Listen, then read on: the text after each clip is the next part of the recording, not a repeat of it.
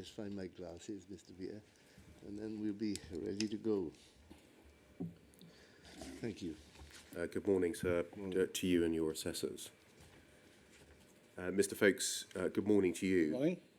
Can I ask you a question, please, picking up on something that you said yesterday? You told us when I showed you the EPOS task force report that you didn't know about the EPOS task force at the time, but that after I think you left the company, you spoke to people who were involved. You spoke to them informally over a pint. Yes. And they said that Pathway ploughed as many people as they could find into the EPOS system to try and get it to be fixed, or fix the issues in it. Yes. And the feedback that you got from them was that that process was introducing as many issues as were being fixed. I'm summarising, not quoting verbatim from the transcript. Can you tell us who you spoke to, please? I suppose I've spoken to a number of people, because a number of people. The world of counter automation is fairly small, so people who work there and I've come up with since. There are people who I've worked with within Escher, who formerly worked back in Fujitsu. I believe that there's one gentleman called Di Jones who I spoke to.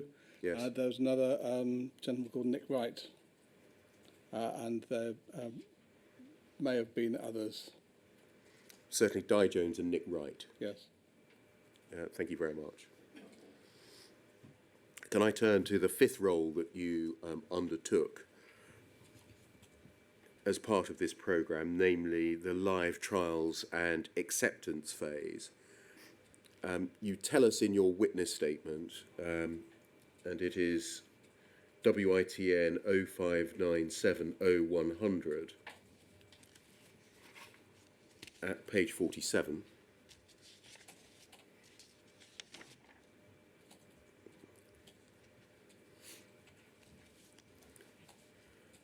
You're here dealing with the live trial process in 1999, and at paragraph 141 at the bottom, you say, I've been asked to describe my understanding of the nature, cause and severity of the acceptance incidents identified during the live trial. I remember the live trial exposed many issues with Horizon as supported by, and you refer to a pack of AI forms. These become visible to us via acceptance incidents, AIs. They spanned a variety of areas from training and help desk through to accounting in EPOS down to the underlying system stability, and included the interface to the POCL back-end system at TIP. So as you say, the issues that were being raised in the course of the live trial became visible to you via acceptance incident forms, AIs, yes? Can we just look at an example of those, one of those, please? Poll 302 8357.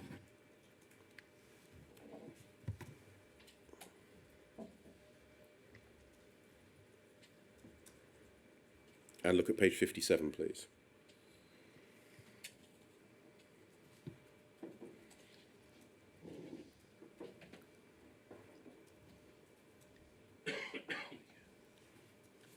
This is an AI form. It's, in fact, for AI 376, in which the inquiry is interested. Can you help us? On what system were these AIs kept? I believe it was a system owned by Post Office, run by the programme. I don't actually know whether this was a formal system or whether these were maybe Word documents on a server. Whatever it was, I didn't have direct access to them, but I saw many of them. They were emailed out or whatever to people. Okay, so to your knowledge, there wasn't necessarily a system or an application which operated the AI forms, you got sent them or presumably were shown paper copies of them. There was an acceptance team who managed them. I don't know what tools they used to manage them. And was there any way for you to look at all and any AIs, or could you only look at those that were sent to you? I believe only those that were sent. Could you make changes to the text within them? Not directly, but I believe we contribute changes further down the form. You know, there were various AI meetings, etc., and the outcome of those meetings would have been recorded. They wouldn't have been recorded directly by myself, but the people managing the AI process would have then gone back and updated them. If we look at the foot of the page, there seems to be a requirement at the foot of the page for them to be signed off by a witness or reviewer. The witness or reviewer, can you help us as to which organisation that person might come from? I presume the witness or reviewer would have been the person who witnessed the test and therefore witnessed the failure of the test, given that it would be a failure that caused the AI. So that could be either POCL or ICL pathway? Potentially, yes. And then Horizon Acceptance Test Manager was... That would have been in POCL, I believe. That would be a POCL person. I couldn't give the name to it, but that would have been a person from Horizon, i.e. at that point POCL, who was running that acceptance test. Pathway's obvious, and then AIM. Can you help us as to what that is?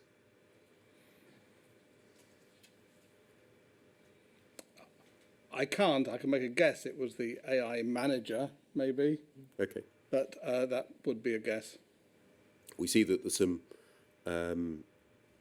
now irrelevant issues. A DSS acceptance manager at the foot of the page, and then POCL business assurance. Who would that have been? That, I presume, would have been somebody within John Marr's team, or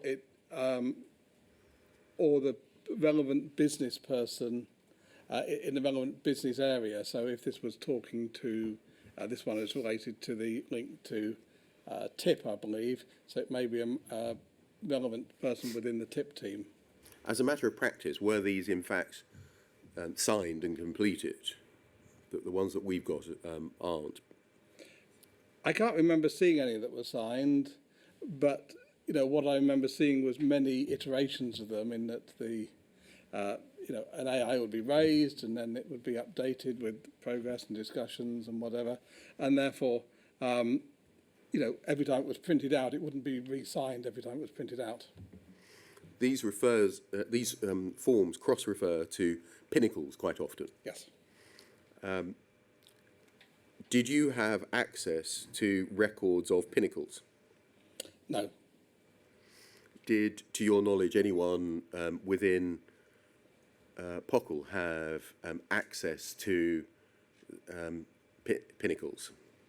To my knowledge, at this point, middle of 1999, no, we didn't have access to pinnacles. On what system were pinnacles kept? Pinnacle was an internal ICL or pathway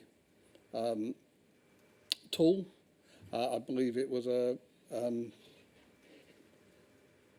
something wholly within the pathway internal systems, and probably only therefore accessible within Pathway's own internal network.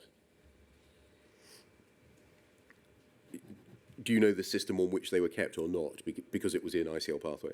No, there were a number of internal systems that any software provider would have, and a fault management system would be one of those.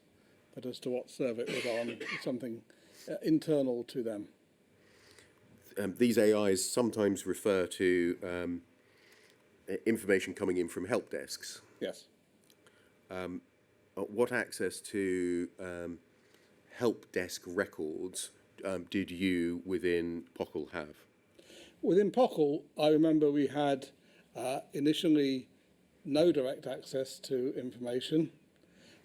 in the middle of 1999, there was something called the problem management system running on a problem management database web server that Pathway introduced.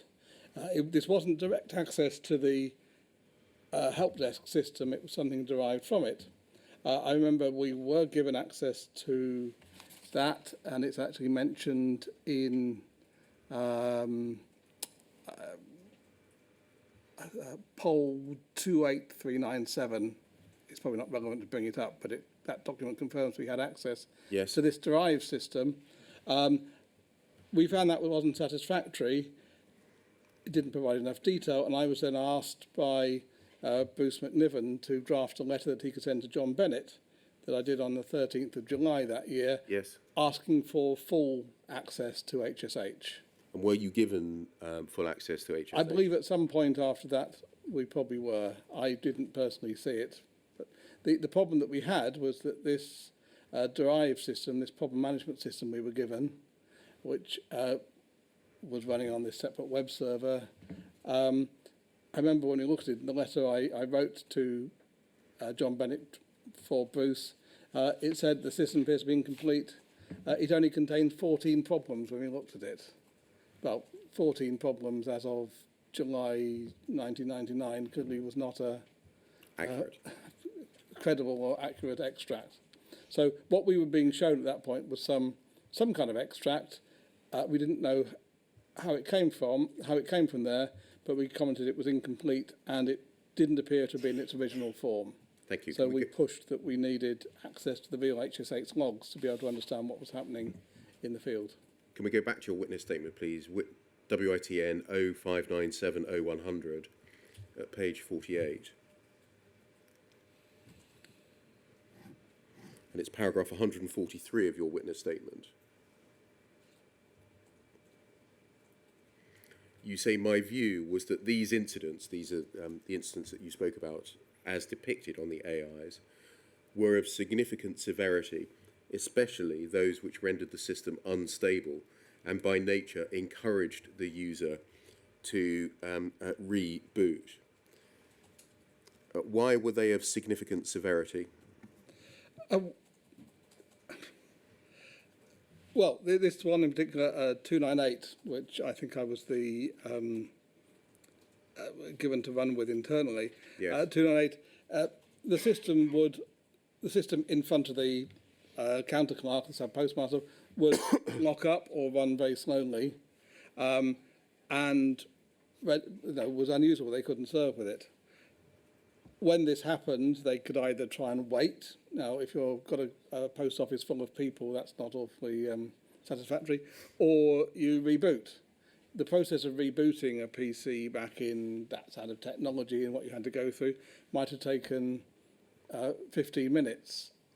So 15 minutes with the PC being down, again with your queue out of the door, was also unsatisfactory and deeply annoying.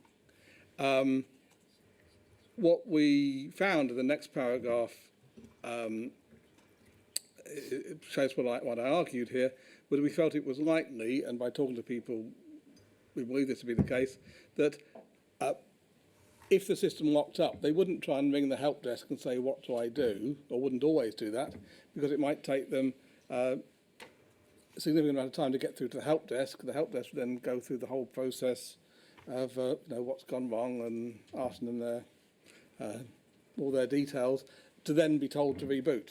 So what we found is if the system was locking up, that what would happen is that as a matter of course, many people say, well, the last 5 times I rang the help desk, they told me to reboot, I'm going to reboot. And as with any system, if you keep rebooting it, it's not going to be it's not a satisfactory experience. It's also potentially going to lead to dangerous things going wrong. Thank you. Can we turn forward to page 50, please? Paragraph 149 of your witness statement. You say, I've been asked for my assessment of ICL Pathways rectification plans and whether my assessment changed over time. I remember it seemed that Pathway were more interested in talking down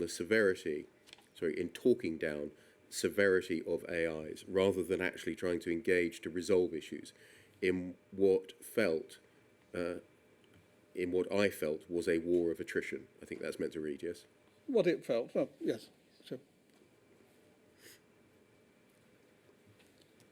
You say there that Pathway seemed more interested in talking down the severity of AIs. Was that based on rumour or personal experience? Personal experience in the AI workshops. And So over what period? Over the, I think, August, September time, probably, in particular in 1999.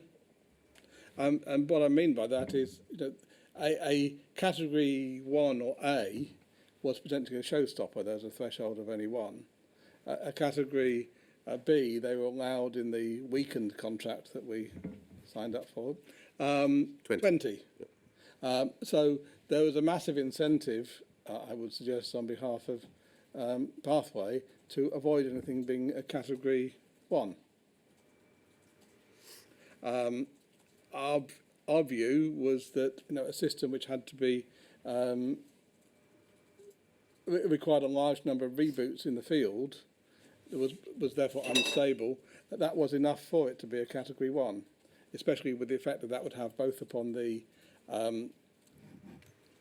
operation of the post office and trying to serve end customers, but also the whole experience of the sub postmaster. Can we go forward, please, to page 66 of your witness statement at paragraph 202?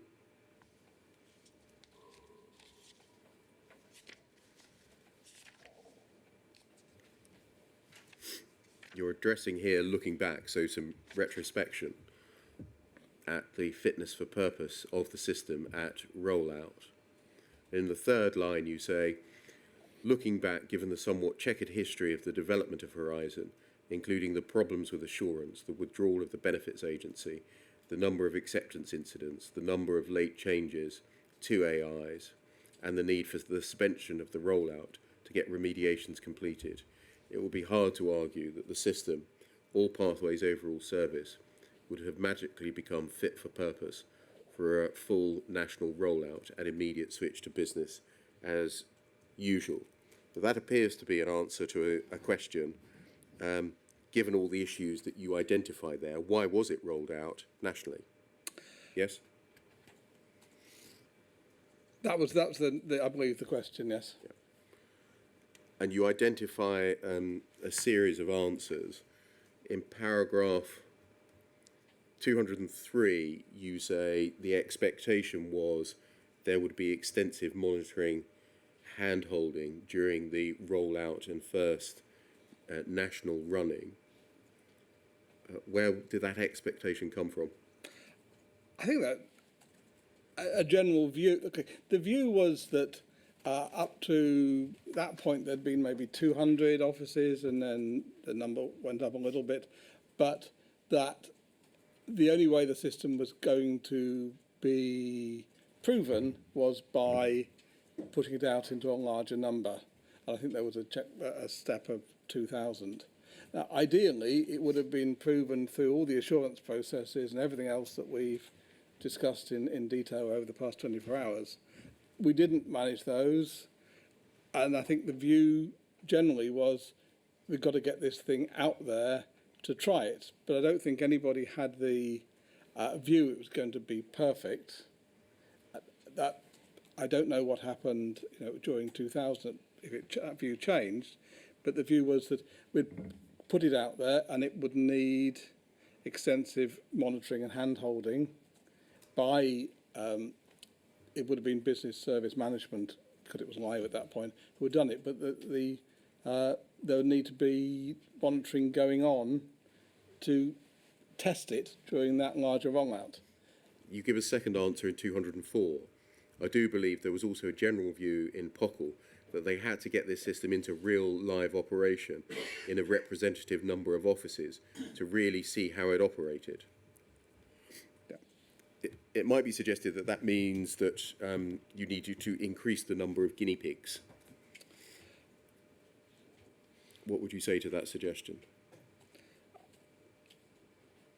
I think I hear where you're coming from with the statement of that. I think the view with any system, it needs to be incrementally trialled. What you need to do, that'll be the case with, I think, any IT system. The important thing is that you know when to stop, and if it turns out not to be working,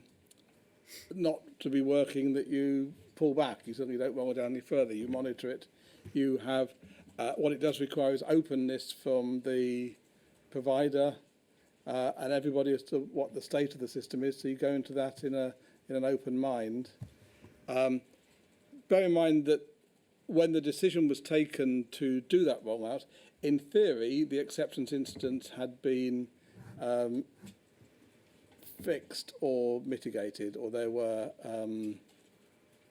so the known bugs had been addressed. And I think that's the third answer you give, just looking on in 205. From a contractual point of view, I'm not sure whether POCL could have prevented rollout once Pathway had completed the AI remedial actions, i.e., from a contractual point of view, there was no choice to be had. Yes, and I think the problem we had here, if you like, that was the case of the known unknowns and the unknown unknowns, or whatever. I was certainly well aware that the system had gone through what I think I refer to here as a very checkered upbringing or development. It was not a good place to start from, but the acceptance incidents which had been raised during acceptance had been cleared, or mitigations had been put in place, and the contract therefore said that it needed to go forward. Thank you. My last set of questions. Your time came to an end at POCL in February 2000.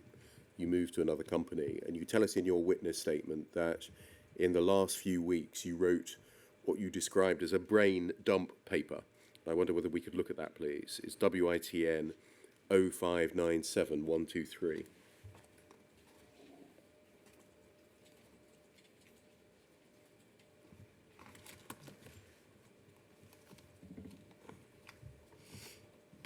It's got a grander title than Brain Dump, a reflection on the past 5 years, lessons, issues, and key points. You authored this document. I did. You can see that the date underneath your name is February 2000, and then at the foot of the page, it says Brain Dump 2000, and then updated 2022. What changes, if any, were made in 2022? When I printed this out, there was one statement that I believed was incorrect in it, so I updated it and struck it through, but it's still within the document. Yes. And when I disclosed that, when I disclosed it, just because I didn't want it to be a distraction. But the words that I had at that point, and there's are still in the document. Yeah, so we can see it, it's transparently there, and it's scored through. Yes. Thank you. Can we look at page 2 and read the introduction together? You explain that during the last 5 years, there's been a considerable turnover of staff, leading at times to a lack of continuity and certainly a loss of key knowledge and accumulated wisdom. This loss naturally leads to a reduction in the amount of reliable information on which to base decisions, the growth of unsubstantiated rumour about many aspects of Horizons, and a severe risk of wheel reinvention. And your document was intended to help mitigate the effect of the loss of a further batch of staff. It evolved from the concept for producing a general brain dump document. You say it's been produced for Dave Miller, Managing Director of Post Office at Network Unit. Did anyone actually commission this? Or was it your initiative? I believe in discussion with Dave Miller, I said I would like to create a kind of brain dump or reflection. I felt there were a number of, we've gone through a tough 5 years, and there were a number of things that I felt that I wanted to be able to write down to, should anybody try and do this thing again, to avoid some of the problems. So I, said as part of my wind down that to Dave Miller that I would write this, and I, did send it to him at the end of my tenure. I don't believe I had any discussions on its content with him. Understood. So it was sent to Mr. Miller. Who else was it sent to, if anyone? I can't remember who else. It may have been shared with other people from the assurance team at that point, or what had been the assurance team. Bear in mind, at this point, the programme was effectively being wound down, or had been wound down, and business as usual functions had taken over running the system. So a number of the people who would have been around, who I might have been copying things to before, were no longer around. This document is essentially a contemporaneous view, from your perspective, of the state of Horizon as at February 2000. Yes. And you had intimate knowledge of the project, as we've seen, over the preceding 5 years at this point, in a variety of team leader and management roles. Yes. What did you expect, if anything, to be done with the document? I hope people would at least read it, and anybody new brought in at maybe a senior level would be given it to read. There are a number of comments in it that relate to how the procurement were done, or unrealistic expectations in the procurement. Those things would probably not be relevant unless we were going to be doing another procurement. It's a 32-page document, yes. And it speaks for itself. I'm not going to go through it in any detail. But it does cover, it kind of covered the 5-year period, and was, as it sort of said, it was a dump of my view of what had happened over those years, and what we got right and didn't get right. I just want to look at one part of it which may be of particular relevance to us, on pages 21 onwards, please. So page 21, please. Under the heading, some technical capability still to be proven. And you say this section outlines a number of technical areas which it would be wise to watch, although they're not the subject of any outstanding AIs. Why were you suggesting to the Post Office that there should be technical areas that should be watched, even though they're not the subject of outstanding AIs? I guess from my experience and professional view, these were potential weaknesses. We'd not, as discussed, we'd been able to go through the assurance process that we might have wanted, but these were areas that didn't seem strong. And what I was trying to do is point out here, maybe to people who weren't so techie, that these were not things that were going to go wrong, because if you knew we were going to go wrong, we should have done something about it, but areas where the solution or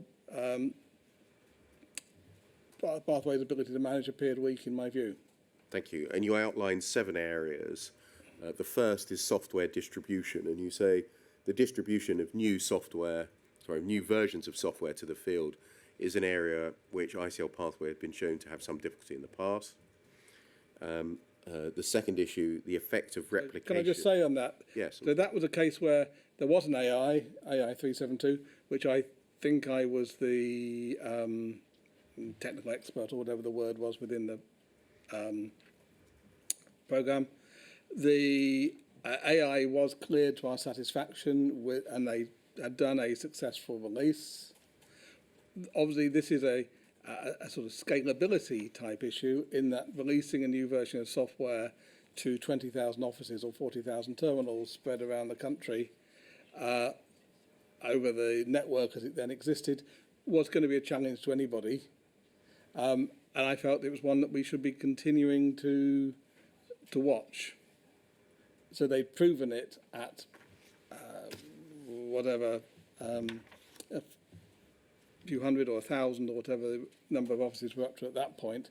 But it was one that an example, that we should be continuing to watch. And when there was a next big release of software, we shouldn't be blasé about it. Thank you. The second is the effect of replication delays and failures. We can see what you say there. Over the page, please. The third issue was communications failure, poll failure. The fourth issue was integrity during failure conditions. And then this is the passage that you struck through, the example. The fifth issue was scalability. Reading on the sixth issue was performance over time, warning that we should be aware that the performance of computer systems can degrade over time. And the seventh issue was system management, where you say Pathway's ability to detect and manage certain failures in the system is as yet somewhat unproven. Was that a complete list of the issues as you understood them that were risk areas for the Post Office as at February 2000? They were the ones that jumped out at me in the areas I'd looked at that point.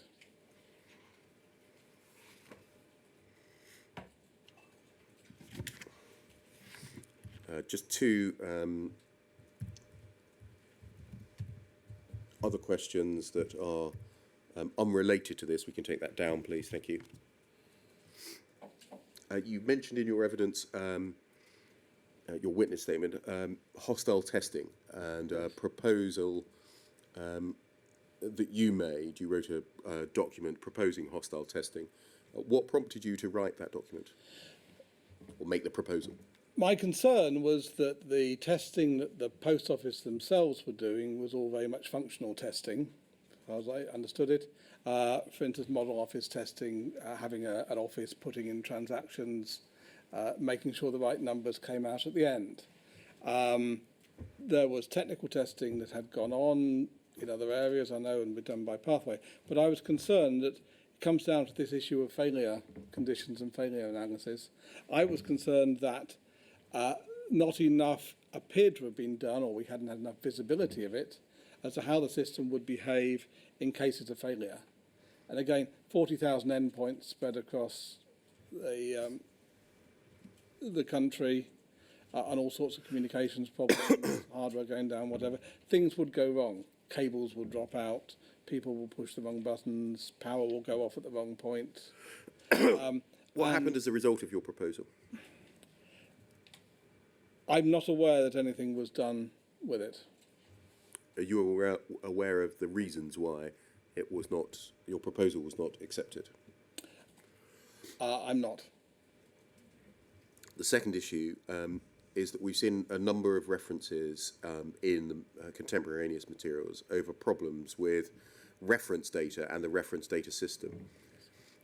Who out of ICL Pathway and POCL were responsible for the provision of reference data?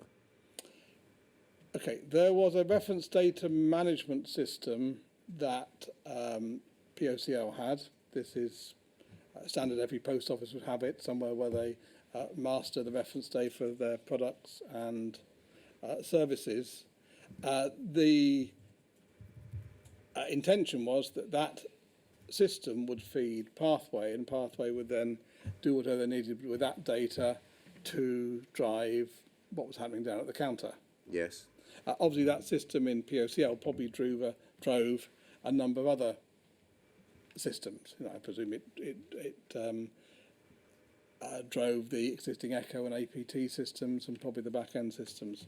I believe there was a requirement that said that Pathway should robustly integrate or robustly import or whatever. But the view was it was a feed would be made available to Pathway, and it was then their job to take that feed and do whatever they needed to it to be able to run the counter system. I can understand that it would be POCL's responsibility for provision of reference data, i.e. to say that the price of a first-class stamp has increased from 16p to 17p or whatever. You're telling us as well that the system, the reference data system, was a POCL system. I believe so. So the person in POCL who said the price of a stamp is going to go up from 16 to 17, those were the days, but 16 to 17 pence on this date would be somebody sitting within POCL at a POCL system. What was the system called? Can you remember? I think it was just known as RDM or RDMC for reference data management, but I didn't really have visibility of what that system was. I don't think I ever saw it. And who within the post office, not name, but organisational unit title, was responsible for the operation and management of it? I don't know. Sorry. On that note, Mr. Folkes, they're the only questions that I have of you. If you wait there, there may be some other questions. Thank you. Jacob. Good morning. I have some questions. Mr. Folkes, good morning. I ask questions on behalf of 153 call participants, sub-postmasters who are represented by Howland. I want to ask you about POCL's reliance on the benefits agency revenue stream. And you've dealt with that at paragraph 26 of your statement. Perhaps if we could just call that up. It's WIT. Oh, it's there already. That's very good. So you say that POCL was scared that BA would take their business elsewhere, as they eventually did, into the banking system, which would dramatically reduce POCL's revenue stream, and that this would threaten the whole future of POCL, and in particular the role of POCL as the front office of government. And so for POCL, the business of the benefits payment system was as important as other POCL-centric services. And the question I have for you, Mr. Folkes, is do you agree that the aims and objectives of the benefits agency and POCL were misaligned from the very beginning, because the benefits agency always preferred automated banking to the Horizon product, and that was, we say that was quite well known? I think between the two organisations at a top level, they obviously had different views of it, because I think BA were a less, or DSS were less keen on this than POCL. POCL were incredibly keen. I think when it came down to the people within the programme itself, and the people that I would have worked with on a day-to-day basis from BA, the objectives were more aligned because we were all there to do the job. But I think so at the corporate level, maybe yes. At the at the worker level, we were all doing the job. Right. Thank you. Do you accept, because of this issue with the benefits agency, that Horizon was, from a financial point of view, always going to be precarious because of the revenue stream that could be lost with the benefits agency potentially withdrawing? I don't think I'd really considered it from that point of view. I'm from a software engineering point of view, not a corporate finance point of view. Is that something that you were aware of, though?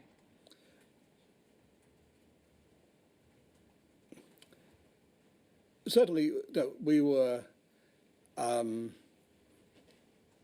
very aware that the benefits agency part of this was incredibly important to Post Office, and that if benefits agency pulled out of it, it was going to cause problems.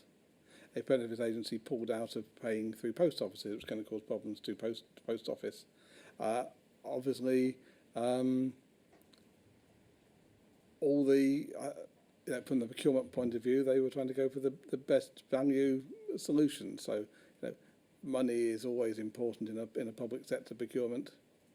And our clients have told the inquiry in their evidence in February and through to May this year that the Post Office ruthlessly pursued them for large sums of money without properly investigating whether these sums were actually due. And the question I have to ask you this financial uncertainty, do you agree that that contributed to the stance that Post Office took towards the sub-postmasters?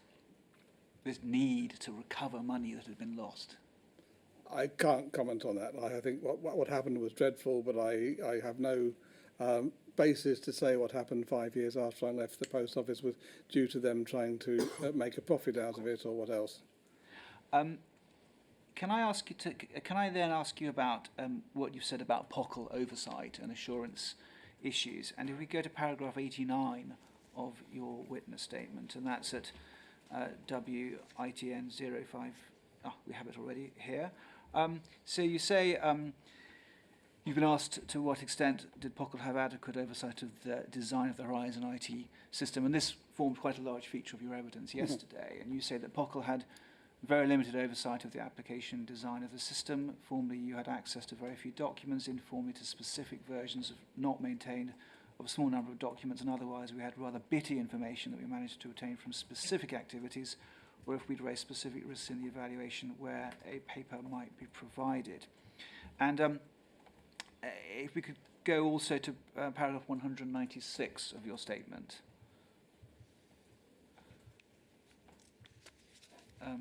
I have the reference for that. It's WITN 059 7001000 54 or 55 of 75. Thank you. And it's the same point that you make here. 196. My fault, wrong reference. I can read it. Page 65 of 75. Yes, we have it there. So you say we had a service provider who largely blocked and dismissed our attempts at assurance, and the nature of the contract prevented POCL from having adequate visibility of the problems it seems Pathway were having in development.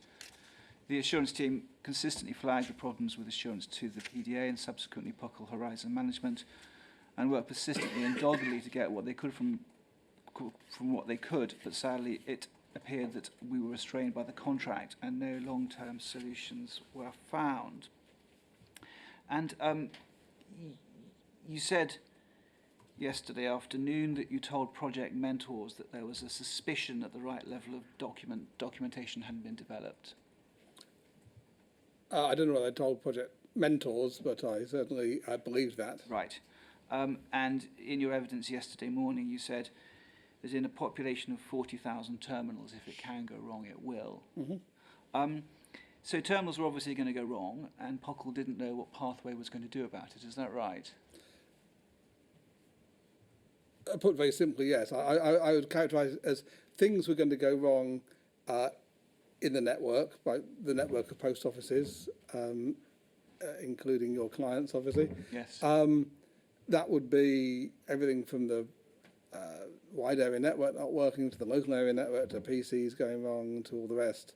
And 40,000 is a big enough system that, yes, if it can go wrong, it will, over the next 10 years.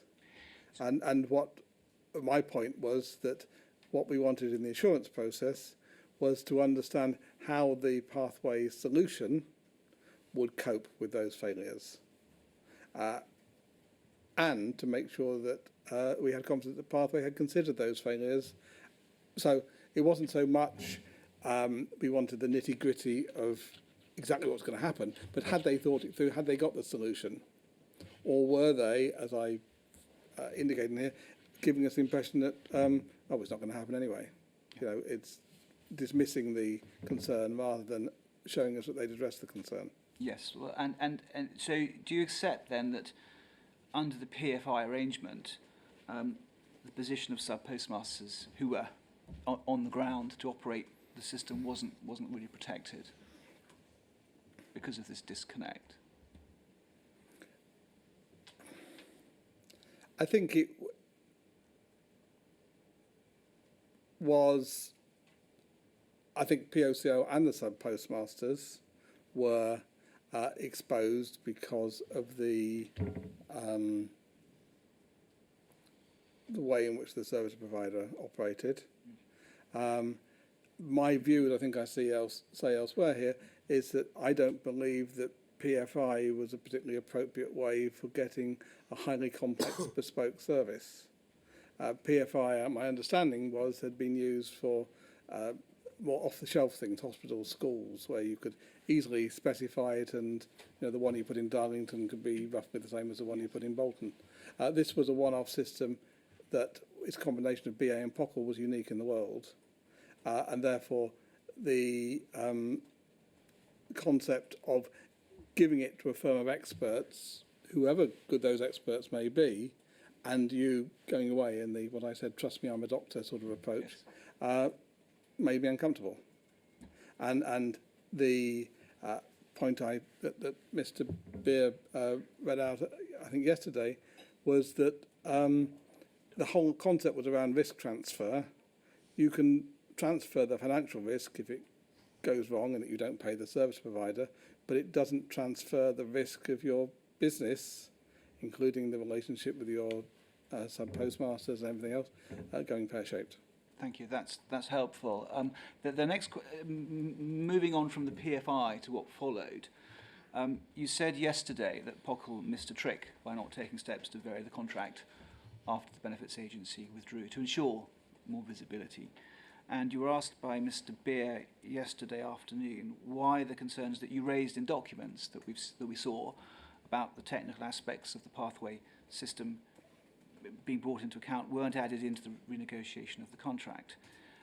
You said that you didn't know why that was. You would hazard a guess, but you didn't want to speculate. Was the real reason then that POCL were not interested in the details, but just wanted to steamroll through to save the project in light of benefits agency having withdrawn? I don't think I can say that they wanted to steamroll through. There was certainly a strong desire, I'd go as far as maybe saying sort of gun to the head, to get the new contract. The contract had to be signed by a particular date, and from what we've read elsewhere, there was pressure from not just the post office, but from up into government to get the contract with Fujitsu signed.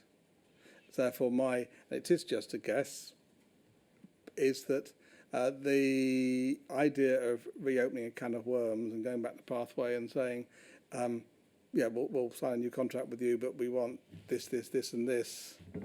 In particular, if they knew that getting this, and this would immediately result in us having access to the kind of documentation that was revealed to me a couple of days ago, which would have made the whole thing explode, was not anybody's, wasn't going to happen at that point. Thank you.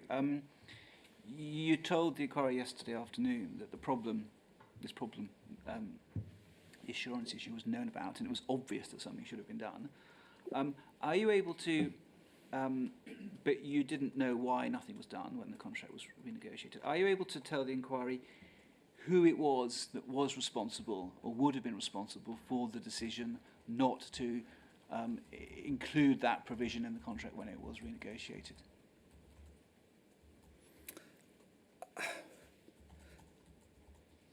It's hard to say who's responsible for not doing something. Yeah. The contract was renegotiated by, on instruction from above, by the then head of commercial, who was the late Keith Baines. I have every respect for Keith. I don't know, Keith wasn't sort of person who would have had any malintent by not including it. I don't know whether, I think, as I say, their remit was they had to get this contract signed, and there was a lot of work went on at that point. Trying to take the three contracts down to one, the codified agreement, and this was a massive contract. I think the effort went into doing that. And you accept, do you, that had this step been taken, the sub-postmasters would have been better protected, both from the problems in the Horizon system and from the subsequent conduct of the post office? I think I do, yes. I can't comment on the subsequent conduct of the post office, but what I do think is if those steps had been taken and there had been a review, the whole direction of the project would have been different, and it actually may have collapsed. Because stuff that was withheld from us once it became exposed to us might have rendered a significant delay, the kind of decisions as to whether things should be rewritten. I'll just say, we were unaware at that point that during the latter part of, the middle to latter part of 1999, that within Pathway they were considering whether EPOS at that point should be rewritten. You know, if we'd at that point been told, oh, well, you sign a new contract with the post office, but by the way, one of the main components you're taking on, we might think, you know, it's so bad, we think we might want to rewrite it. Yeah, well, thank you. You know what I mean? That's helpful. And finally, Mr. Folkes, we've been contacted by a number of our clients who've been listening to your evidence with interest. And one of our clients, Mark Kelly, has asked that we put a question to you. I've already flagged this up with Mr. Beer, and he's happy for me to proceed, sir. So if I could just ask Mr. Kelly's question. Mr. Kelly points out that sub-postmasters were told by retail line management departments in the post office and by the legal departments within POCL that the system was infallible. Were the assurance concerns that you have raised fed down or through to those departments within POCL or the post office?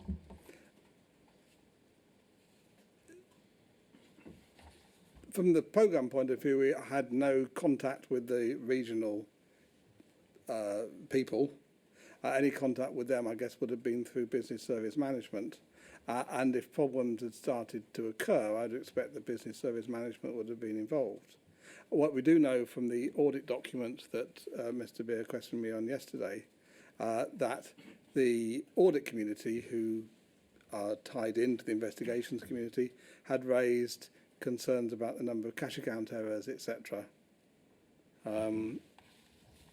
don't know whether you want to bring up that document, but the document that I had commented on by putting Yes. comments in boxes, you know, they had within that document raised concerns at that point about the number of errors coming out of the cash account process, I think. So clearly there was an understanding within the audit community that there were problems that were being being pursued. Thank you. As I said yesterday, or say in the statement, what I don't understand is how magically this went from a system which was getting out there, things were being fixed, but maybe shaky, to anybody thinking it was in the right state to go around prosecuting without doing the correct investigations in the middle. I think I have some other questions that I'm going to be asked to ask you. Well, while you're thinking about that, could we put up paragraph 207, please?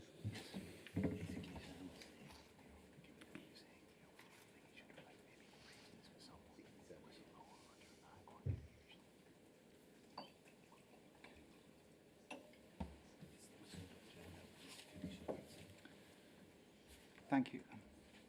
That paragraph in your written statement effectively encapsulates what you just said to Mr. Jacobs, doesn't it? Yes. And I agree with you, Mr. Folkes. This is a key question for this inquiry.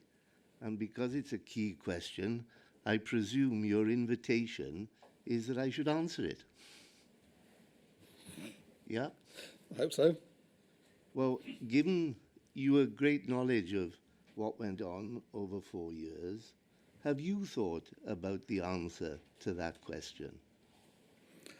I've thought long and hard about it. And I don't want you to be like a politician on the Laura Kuenssberg show, invited to draft the budget as we're going along.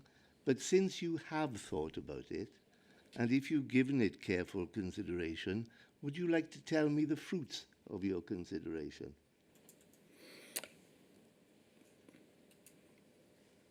I think it's probably not helpful. I don't have the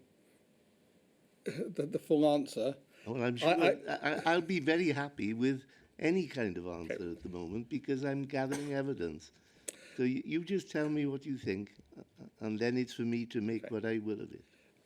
What I've seen from the other evidence is that during 2000, the system continued to have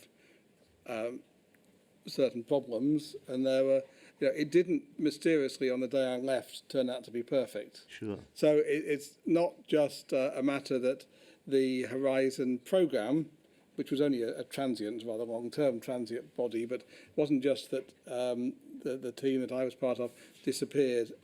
For the next year, at least, we've seen issues that did relate to integrity of the accounting. So it continued to, with its checkered history, if you like, during at least 2000.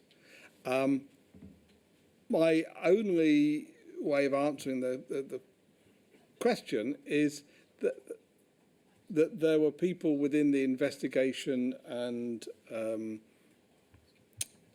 prosecution side in POCL who, I think it's called confirmation bias.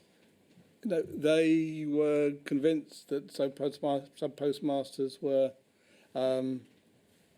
misbehaving, and then if the system came up and showed that somebody was 14,000 down, rather than taking into account, is the system right or is there some mistake, it gave them what they wanted.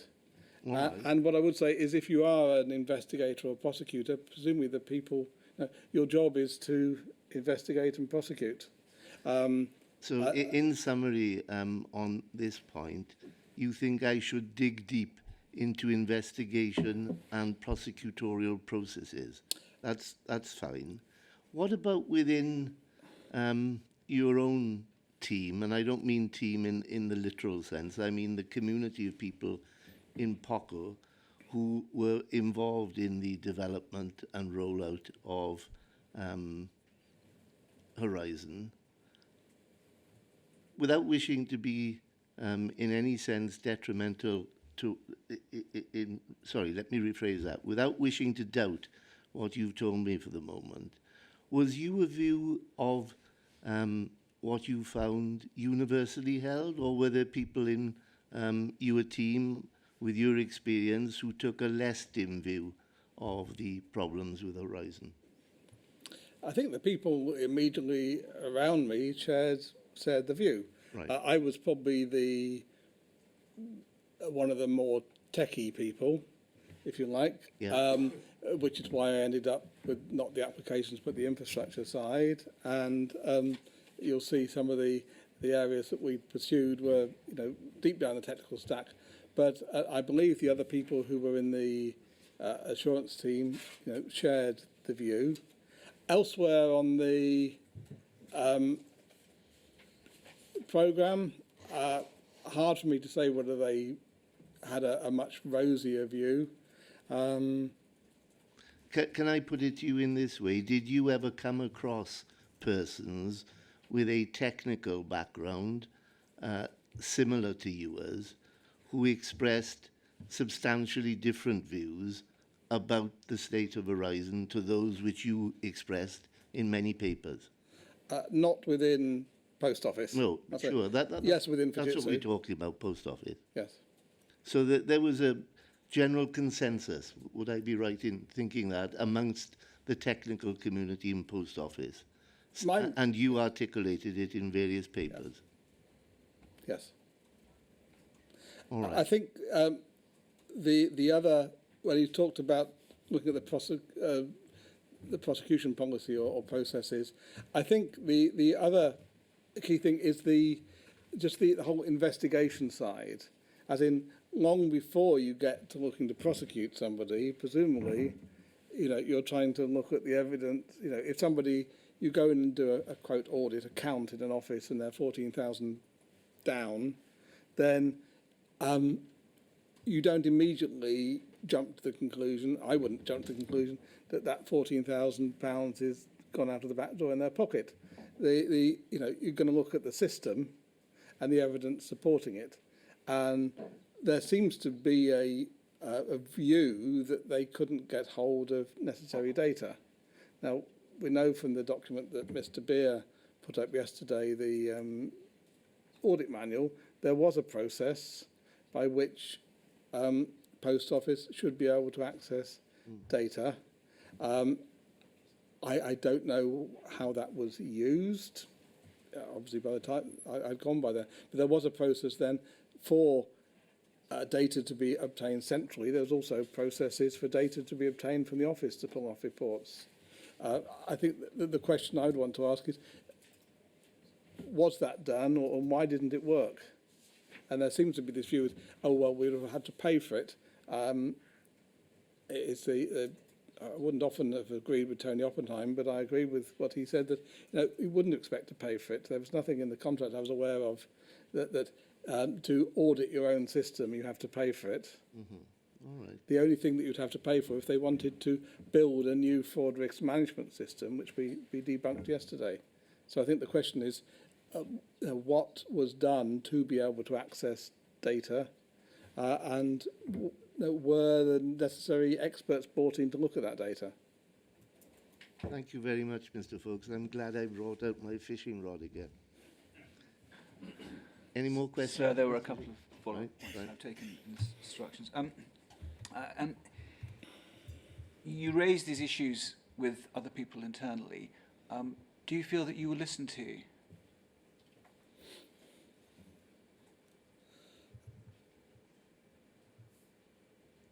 Well, in hindsight, I guess the answer has to be not enough.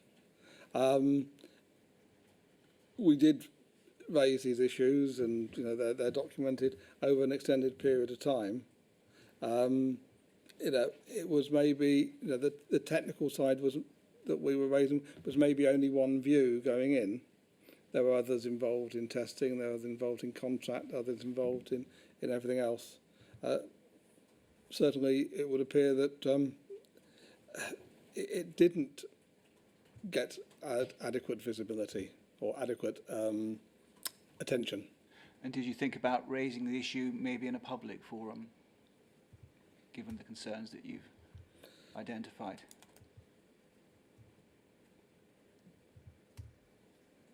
No, because in 1999, 2000, I think the appropriate route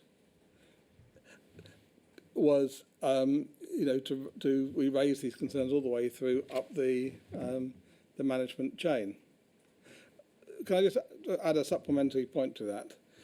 When it got to 1999 and acceptance finally took place, what I felt was the system was unproven and had an unhappy childhood. And I'm not belittling it like that.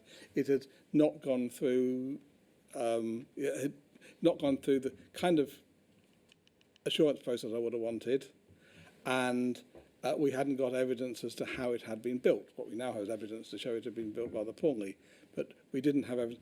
But all the bugs which had been found had been fixed. So there was a view then that, to move the system on, it was then going to go out and then be carefully managed. If there had been bugs in it at that point still, then known bugs, then it wouldn't, I believe it wouldn't have gone out. So the problem was that the known issues had been fixed, but I think the system was at that point at a stage where there was still much that was unproven. So, if you like, it wasn't negative, it was, but not yet positive. And with hindsight, do you think these issues should have been put into the public domain? Someone in the insurance team or you should have flagged them up? I don't know whether in 1999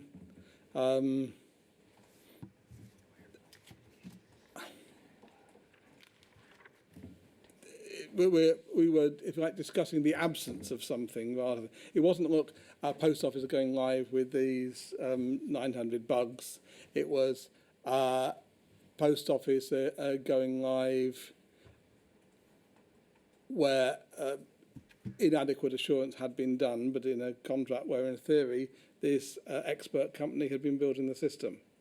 I'm not convinced that if I'd tried to flag it, I'm not quite sure what you suggest, newspaper, journalist, whatever. If we tried to flag it at that point, what route we would have taken at that point. Finally, I ought to say I've been passed a note. One of our call participants, Mr. Gordon Martin, has asked us to express his appreciation to you for the candour of your evidence. So thank you, Mr. Fox. Thank you. No further questions from me, sir. Do you have any questions this page? Mr. Maloney? Anyone else? No, I think that brings Mr. Folkes' evidence to an end. However, I do know that he wanted to say a few words before he finished giving his evidence. I think that's right, Mr. Folkes, isn't it? Thank you. I just wanted to say we've sat here rather coldly discussing a 25-year-old IT project. In reality, I know this is much more than that, and it's had a massive effect on lots of hard-working sub-postmasters. And as I've worked in post offices since I was 27 or something. I feel part of the post office community, and I feel appalled with what happened. I'd like to offer my genuine sympathies to what happened. I have no idea what it's like to be falsely accused of something, but it's I'm sure it's put through total hell. And I'd just like to offer my unreserved apologies if anything I did or didn't do contributed to what actually happened in this much bigger picture.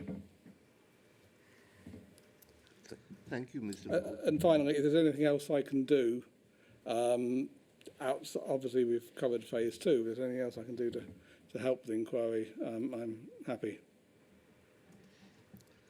Well, no doubt my very hard-working team will take that on board and consider it, Mr. Folkes. And at the beginning of your evidence, Mr. Beer thanked you for your very detailed written statement, and he thanked you for coming to give evidence to the inquiry. I now repeat those thanks and include within them my thanks for the very detailed oral answers you've given to very many questions. Thank you. Thank you, sir. Thank you, sir. So can we take the morning break Yes, now? certainly. And have our next witness, Mr. Andrew Simpkins. I'm not going to be very long with him, an hour and a half. Indulge ourselves, and we'll start at 11:35. You're most generous, sir. Thank you.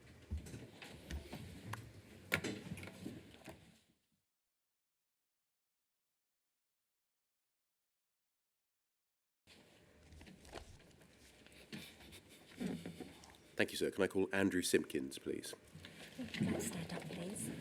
Take the Bible and just repeat after me. I swear by Almighty God I swear by Almighty God that the evidence I shall give that the evidence I shall give shall be the truth, shall be the truth, the whole truth, the whole truth, and nothing but the truth. and nothing but the truth. Thank you very much, please. Thank you very much. Please do take a seat, Mr. Simpkins. Can you give us your full name, please? Andrew John Dennis Simpkins. Thank you. Thank you very much for coming to give evidence to the inquiry, and thank you also for providing the witness statement that you have. We're very grateful to you for the assistance that you are giving this investigation. Can we look at your witness statement, please? You should have it in front of you. Excluding the exhibits, it's 20 pages in length. It's dated the 13th of September. Can we look and find your signature, please, on page 20 of it? Is that your signature? Yes. For the transcript, that's WITN 06090100. Are the contents of that statement true to the best of your knowledge and belief? Yes. A copy of that witness statement will be uploaded to the inquiry's website, so I'm not going to ask you about every part of it, just selected extracts. Do you understand? Yes. In terms of your background and experience, I think you retired in 2018, is that right? Yes. I just want to summarise, and apologies for doing it this way, your working life. You were a programmer initially, is that right? Yes. You then joined Coopers and Lybrand in 78, is that right? Yes. And they were, I think, most well known then as accountants, but also management consultants, is that right? Yeah, it was one of the major management consultancies in the UK at the time. And you worked there as a systems analyst and in project management, is that right? Yes. You joined TSB, as it was then known, in 88, and you were a senior manager, again, in IT, information technology. Yes. you joined a company called French Thornton in 1997 as a management consultant when you worked on large-scale IT projects, in particular for the Post Office and for government departments. Is that Yes. right? And I think after the events with which we're concerned, you became a freelance consultant. Yes, towards 2007. Yeah. Have I missed anything out? Not that I think it's Okay, worth good. stressing at the moment. Right, good. Now, in terms of your first involvement with the Horizon project, I think you were assigned to the project whilst you were working for French Thornton with Post Office Counters Limited as your client, essentially, in April 1998. Yes. And for how long did you work on the Horizon project? What was the end date? The final end date was September 2000. I was involved with the main project up to the rollout around at the end of 1999, and then I was moved off onto a new development, the CSR Plus development for the logistics feeder system. So I was moved away from the main system and the ongoing rollout to help manage the development of this new module that was going to be added to Horizon in due course. And can you explain to the Chair what the purpose of, as you understood it, the involvement of an external management consultant expert in IT was?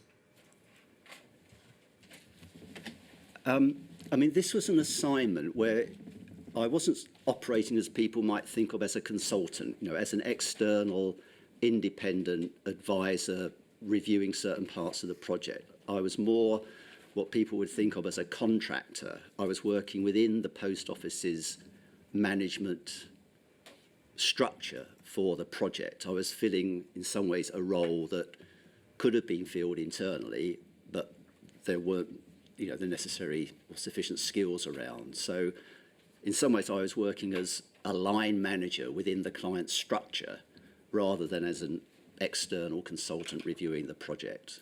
And was that unusual? No, it does happen. It does happen from time to time. You know, I've done both kinds of those roles, but yes, sometimes in certain circumstances, a client wants you to fulfill a vacancy within its structure rather than bring you in as a consultant to do, you know, some kind of external review, as people would think of it. So you were actually embedded in the management Yes, structure? I felt during the project I reported to Dave Miller, not to somebody in French Thornton, if Yeah. that makes it clear. And was that, in fact, your line of reporting to Yes, Mr. Miller? up to Dave Miller. What was your role when you were appointed? What were you focused on? Right. You say in your I statement think my that- title was my title was release manager. Yes. But the nub of the role was to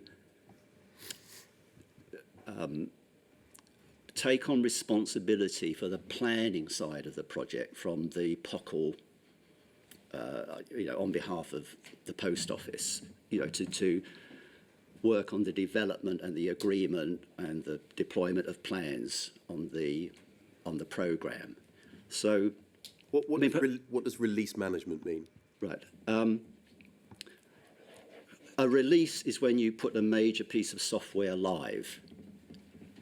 So those would obviously be crucial points in the programme. You know, you're about to put a major piece of software live. That's a release. So you need to manage that release in terms of its approval and content. It's a little bit of a misnomer because I think probably if people saw me in operation, I said, well, Andrew deals with the plans. Andrew's dealing with the plans. When I arrived on the project, perhaps to give some context, when I arrived on the project, I think, like on the first day, knowing that was going to be my role, I sort of said, so where's the plan? You know, you think there must be a plan I'm going to inherit here. And my memory of it was sort of, well, you know, the plans with Pathway, you know, Pathway have the plan. And I thought, from my consulting experience, but hang on a minute, you're the client. You're the client. This program is going to have a major impact on your business, you need to have some visibility and control and agreement to this plan. So I felt my initial mission was to produce a plan that was transparent to all the parties concerned and to try to negotiate agreement about what should be the main target dates and phases of the programme. I think you worked in that role for some 6 months or so until September 98, is that? I was in that role really from April 98 right through to the end of 99. Right. That role really continued But there were probably to about September, October, because if I remember it, around that time I was giving more focus to the CSR Plus development that was going to follow on after the main Horizon system. I understand. Who, if anyone, did you manage underneath you?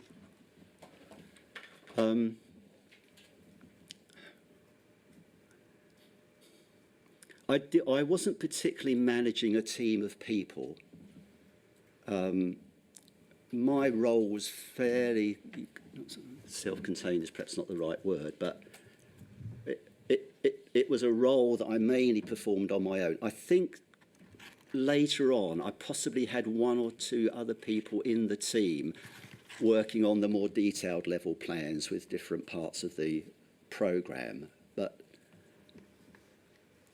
in some ways, I think my role was, it didn't require a particularly major team to perform it. I Understand. You've given us a clue already, but can you tell us what your overall impression was of the state of the project when you first walked through the door in April 98? Yeah. I mean, as you all know, this is a long time ago, isn't it? So you're trying to think of what impressions you had. I mean, I'd been given some briefing by, I think, one of the directors in French Thornton that this was a difficult project, had a difficult history. They were trying to reset things. Obviously, there was the end of the PDA as a management approach to it. So they were trying to reset things. It's a key programme for the post office, quite a lot of pressure around it, but our aim will be to try to help the post office deliver.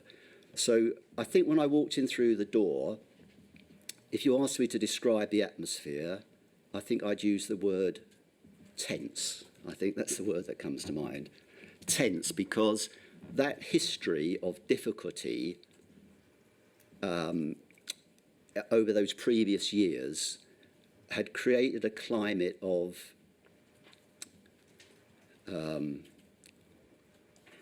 I'd use a strong word, would possibly be distrust.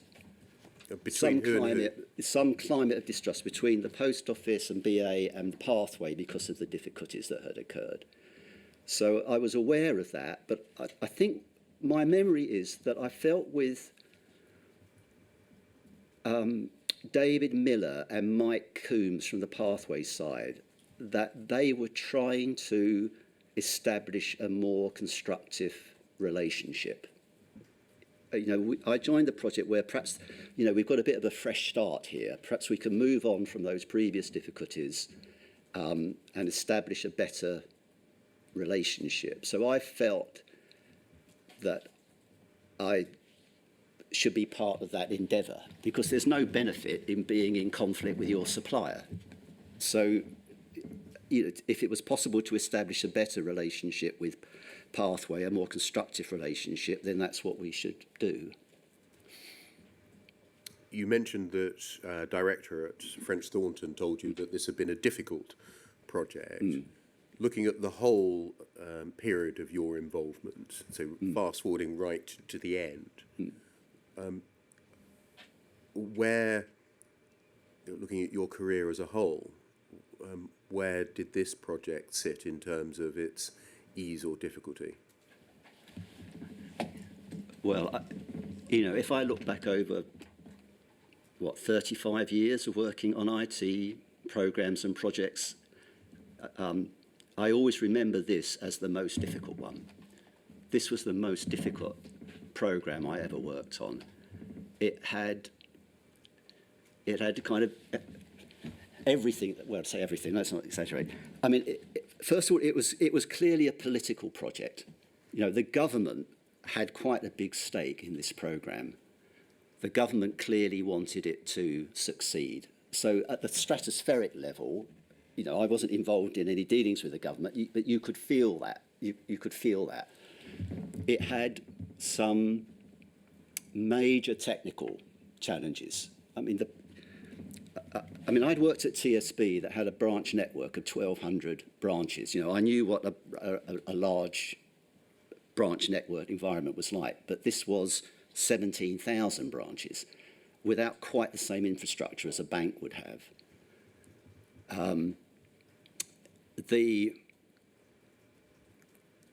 And you were dealing with a client that, for whom this was the first real major automation project.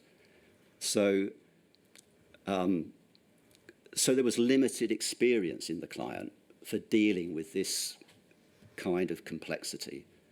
So does that partly, I mean, is that something of an answer to that question? This was not an easy environment. And I suppose two other things that made it difficult.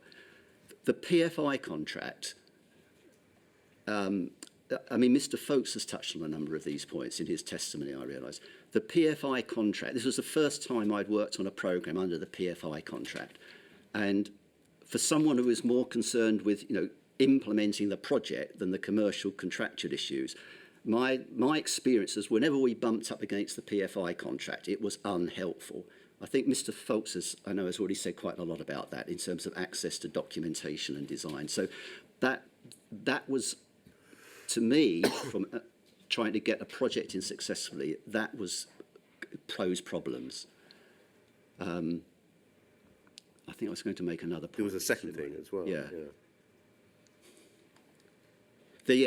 Yes, the fact that the programme had two separate sponsors, POCL and the BA, with different business objectives. And as we know, how fraught that relationship became and how it terminated. So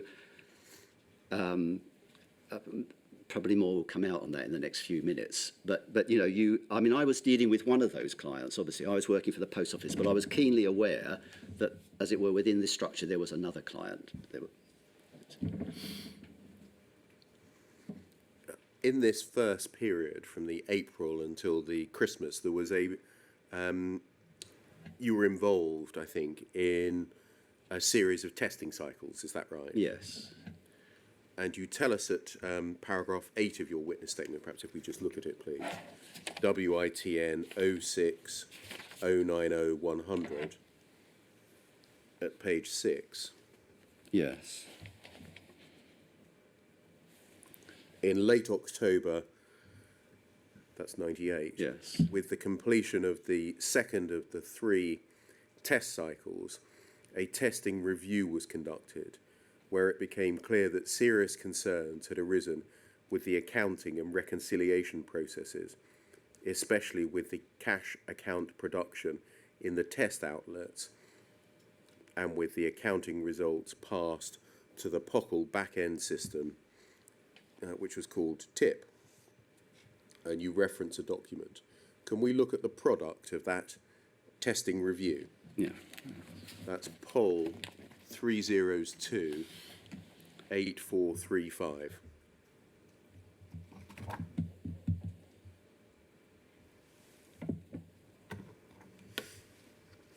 I think this is the document you're referring to. Yes. Yes. Can you tell us who wrote this report, please? Yes, it doesn't say, does it? No. And it doesn't have a date on it, which is, I mean, it says draft.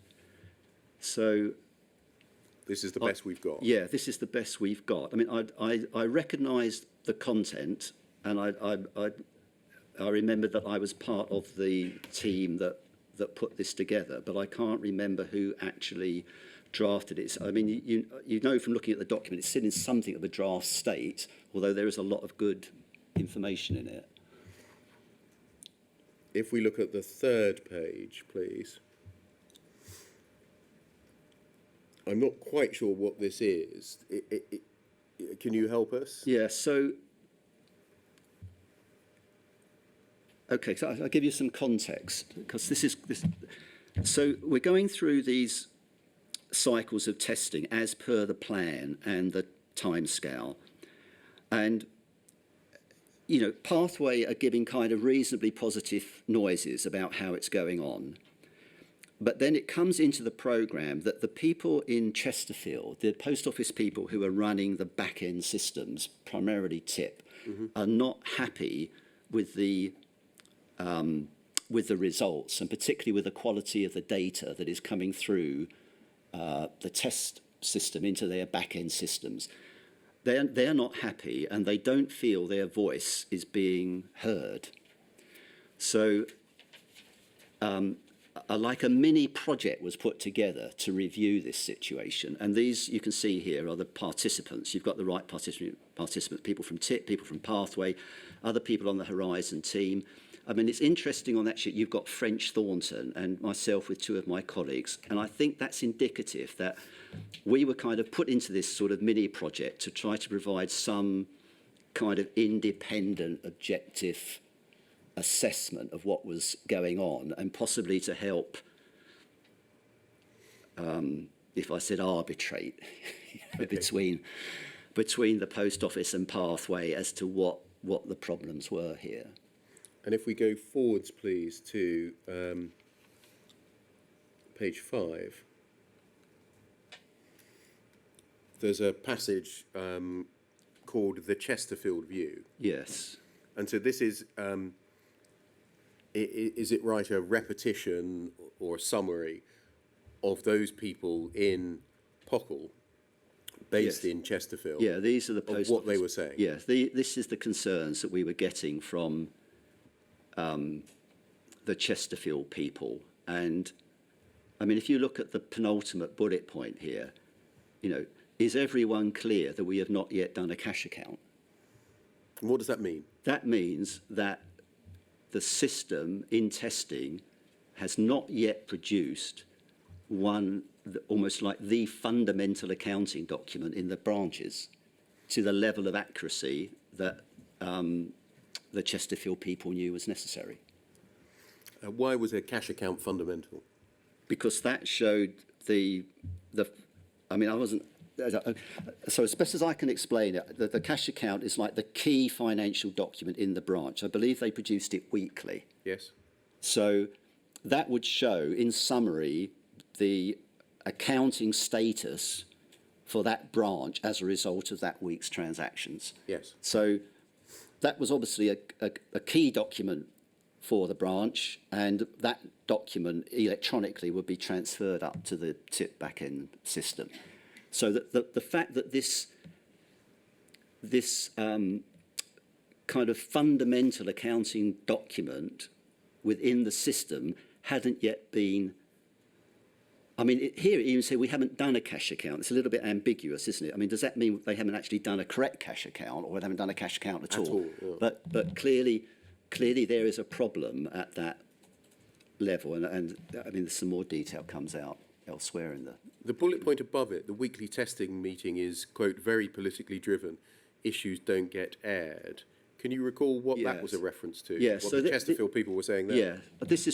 This I think, illuminates the point I made earlier, that the Chesterfield people did not feel that their concerns were being understood and addressed by Pathway in the weekly testing meeting. So they feel that, issues don't get aired. People are not really facing up to and discussing, what are the problems at this stage and are they getting addressed? And this is why our sort of review is going on, isn't it? Because there's an awareness, perhaps at the management level, that this is happening, and therefore you want to get these issues out on the table. Thank you. And then over the page, please. Is this a summary of the concerns that were being reported by those responsible for TIP? Yes. I mean, each of these are significant aspects of the TIP concerns, and I mean, you see it summarised by Dave Parnell at the moment. That's Dave P at the bottom. Yeah, that is Dave Parnell, one of the Chesterfield people. So we saw his name in the meeting list at the beginning. yes, So, I mean, the cash accounts do not balance. That's a fundamental accounting error. The reference data, so this is, Jeremy tried to explain this earlier today, didn't he? This is kind of like key control data on the products in each outlet. If there's a mismatch here between what's held at the back end and at the front end, you will get potential accounting discrepancies. Files rejected by tip, there seem to be validation errors in the files that are coming through to the back end, and then problems actually running the model office test scripts and so forth. But the comment at the bottom there, I'd be quite right. This is the accounting system. We can't take risks on this. It's a showstopper. I mean, I could entirely understand why. I don't know if Dave is a qualified accountant, but I can quite understand why the people at Chesterfield are expressing that concern. Over the page again, please. The Feltham view. What does the Feltham view represent? This is the pathway view. Yeah. So this is the other side of the coin in a way. And so this is what they were saying. Yes. Incidentally, the handwriting that we see on that. Do you recognise the handwriting? It's not mine. It's definitely not yours. Okay. I don't know where this document, was sourced from. We got it from the post office. Yes. Whether it's possibly David Miller, but I don't know. I don't recognise it. Yeah. Can we go forwards, please, to page 15 of the document?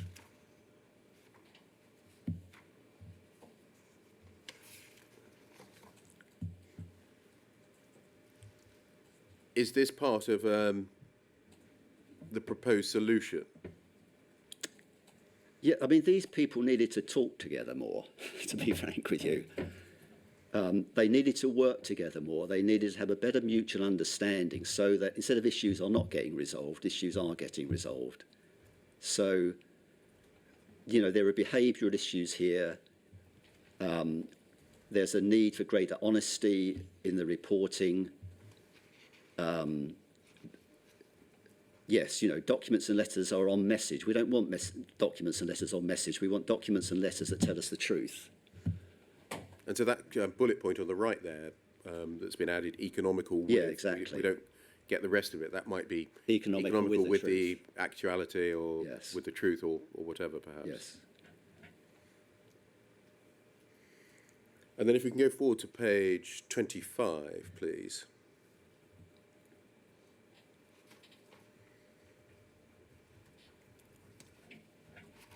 Which is towards the end of the document. I think it's the last page. TP worry they have to be the conscience of POCL. Isn't that the test manager's job? Who was the test manager? Right. The test manager at that time was Simon Rylott. That's the SR in the next line. Yeah. So there's a slightly unusual setup here in that although Horizon, the Post Office Horizon team had test people in the testing, they were not, as it were, kind of fully independent of Pathway. They were kind of in with the Pathway people testing the system. So when Simon says, I feel in the middle, I mean, who's he really working for here? Is he working for Pathway or is he working for the Post Office? Well, strictly he's working for the Post Office, but he's kind of caught between, what Pathway are telling him, asking him, and what the other Post Office people are asking him. So the tip worry is that the test manager is not proving sufficiently independent, and they're having to act as the conscience of POCL in saying what is really the case. What's the reference to the conscience of POCL a reference to? What does that mean? The conscience. Well, being honest about the state of the system. Yes, being honest about how well or badly it is going, and why was it necessary for people to be reminded of their conscience, i.e. to be honest?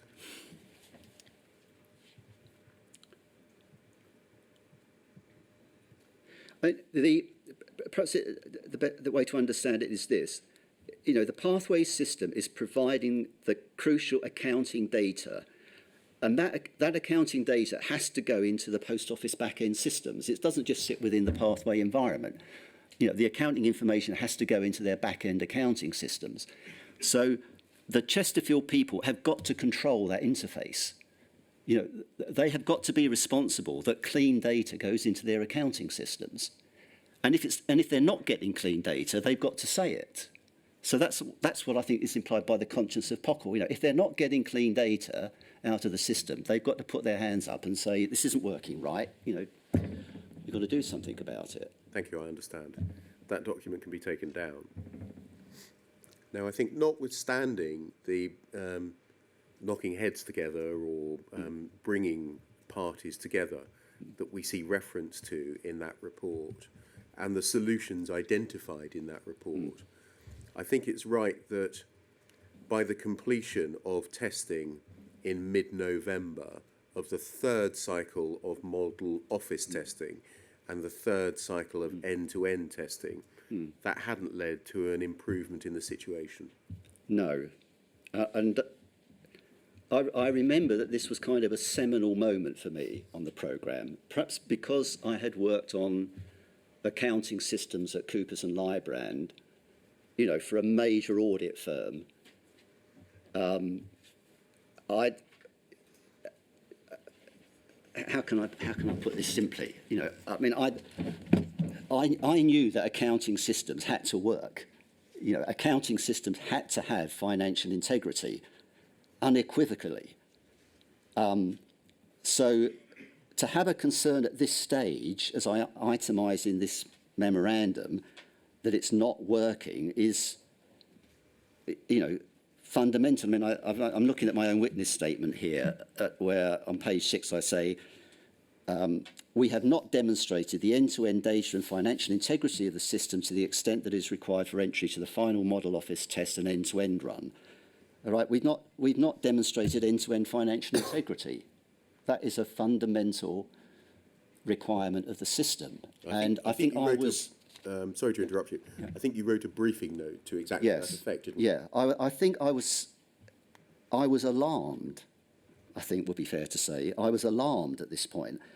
And I think because of some of these communication issues that we've already touched on, I thought we just have got to spell this out. So this possibly was not the job of the planning manager, but because I've been in that review, the review meetings that had led to that report. I wrote initially a paper for the Horizon team, spelling out these problems and what needed to be done. And then a couple of weeks later, you can, on my witness statement, page 7, I wrote a further memo on the 4th of December, which went to Pathway, which again itemised the issues that needed to be addressed. Let's look at both of those. Yeah. Can we start with the first of them, the memo of the 20th of November? Yeah. That's poll 302-8431.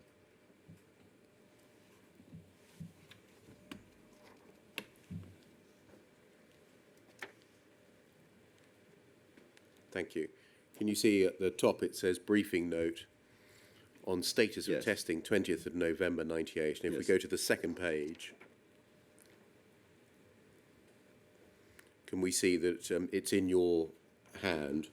Yes. Andrew Simpkins, Horizon Release Management, same date, 20th of November 1998. And again, the writing on it, that's not yours. No, it isn't. Okay. And I think that is probably Dave Miller writing that. I.e. clear statement underlined of what is essential prior to start of model office testing, and I think is that final pass of end-to-end. Of end-to-end. Yeah. If we go back to the first page then, please.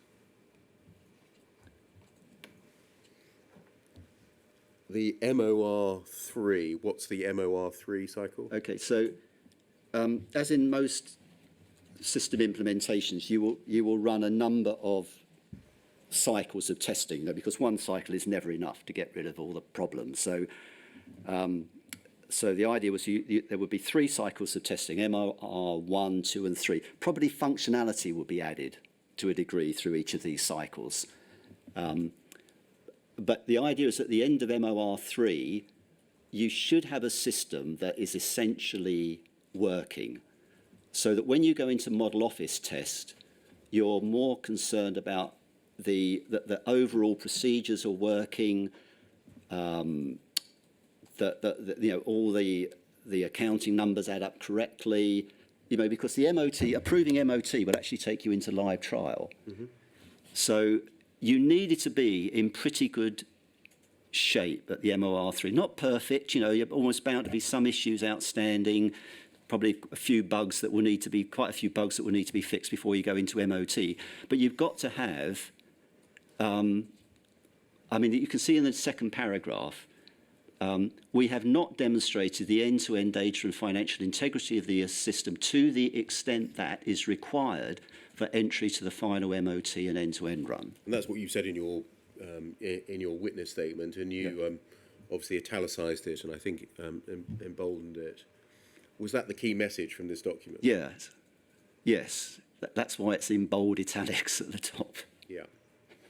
And you say underneath, these failures can be attributed to, and you set out 5 bullet points. Is that a high-level summary of the difficulties or the issues that then existed? Yes, it tries to be a high-level but reasonably comprehensive summary of what the problems are at this point. And so functional errors in cash account production, that's what you've mentioned already? Yes, that's top of the list. And you've described that as, I think, critical and fundamental, is that right? Yes. Yeah. And at this stage, presumably you didn't have an eye on the use of cash accounts for use in prosecution of sub-postmasters accused of false accounting or theft. You're looking at this from simply a business as usual operational perspective, that it's essential to produce an accurate cash account. Yeah, I'm looking at it in terms of just basic accounting principles. This is November 1998. Okay, there's nearly a year of work that follows this to try to get the system up to scratch. So, but the question that you asked me, this is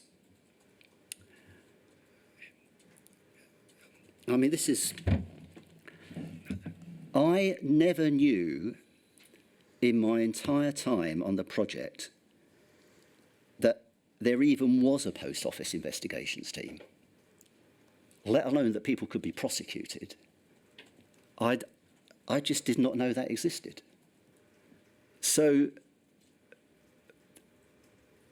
this will come on perhaps as we get nearer to the rollout. But I'd never been in a business environment, where in Lloyd's TSB or the Inland Revenue, where, there's a discrepancy in an accounting report and someone goes to prison for it. That was just beyond my conception. This is a bigger point, isn't it? This is a bigger point because where within the programme, at any point up till rollout, was that risk identified? I never saw it in any documentation. I never heard it mentioned in a meeting. I don't think people, I know it sounds astonishing in retrospect, but I don't think people, certainly people like myself, not post office people, I think probably many people within the team did not understand, did not conceive that if you had these accounting discrepancies in the branches, there would be, this is such a huge issue, isn't it? They didn't understand that if you had these accounting discrepancies in the branches that the postmasters couldn't explain, they would be held liable. I don't think that was really understood. Well, it wasn't. In my view, that was not understood. And that's a key factor, isn't it, in the whole unfolding of this tragedy.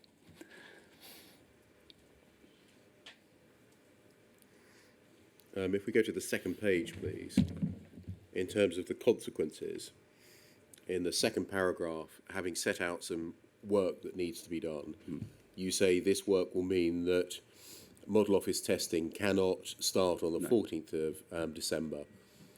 The scale of the problem suggests that a January start date may be achievable, but this will be clarified next week. Yeah. Now, you see, I'm responsible for the plan here, and I have had a plan that, up till this point, had said, we're going to start model office testing on the 14th of December, and that has a whole series of knock-on effects through the plan as to when live trial will happen, as to when national rollout will happen.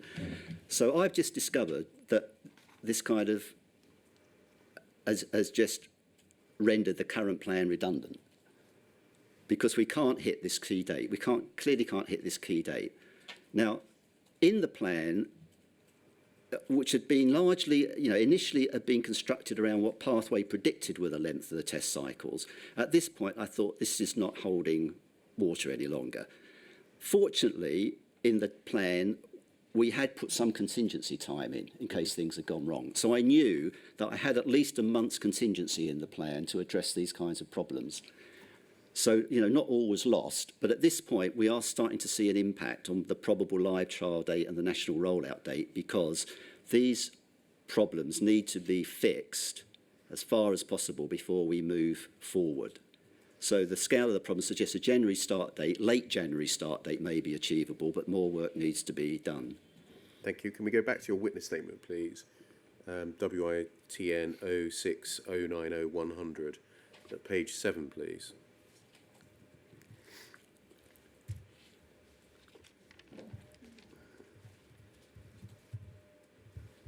You refer at the foot of the page,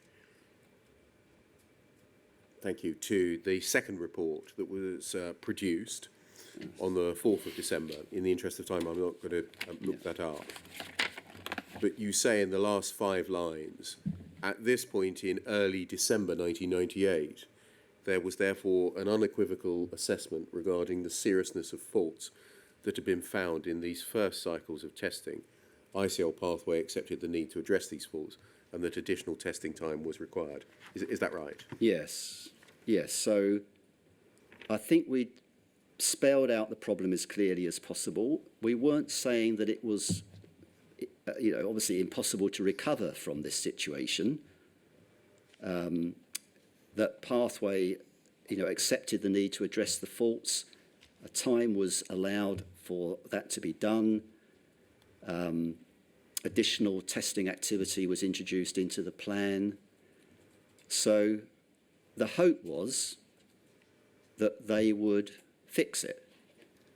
But I didn't want anybody to be under any doubt about that we were not by quite some way fit for purpose at this point. In fact, I think that last phase of testing occurred in February and March 1999, is that right? Yes. You weren't actually, I think, involved in carrying out the testing or indeed evaluating it. No. But you were copied in on the reports of such evaluation, is that right? Yes. If we go over the page in your witness statement, you tell us in paragraph 11 that although progress had been made, there were still concerns that new faults were identified, but the assessment of the POCL Horizon team and more broadly within POCL was that these were not showstoppers. No. Do you know how that view was reached? Yeah, I mean, this was a difficult moment.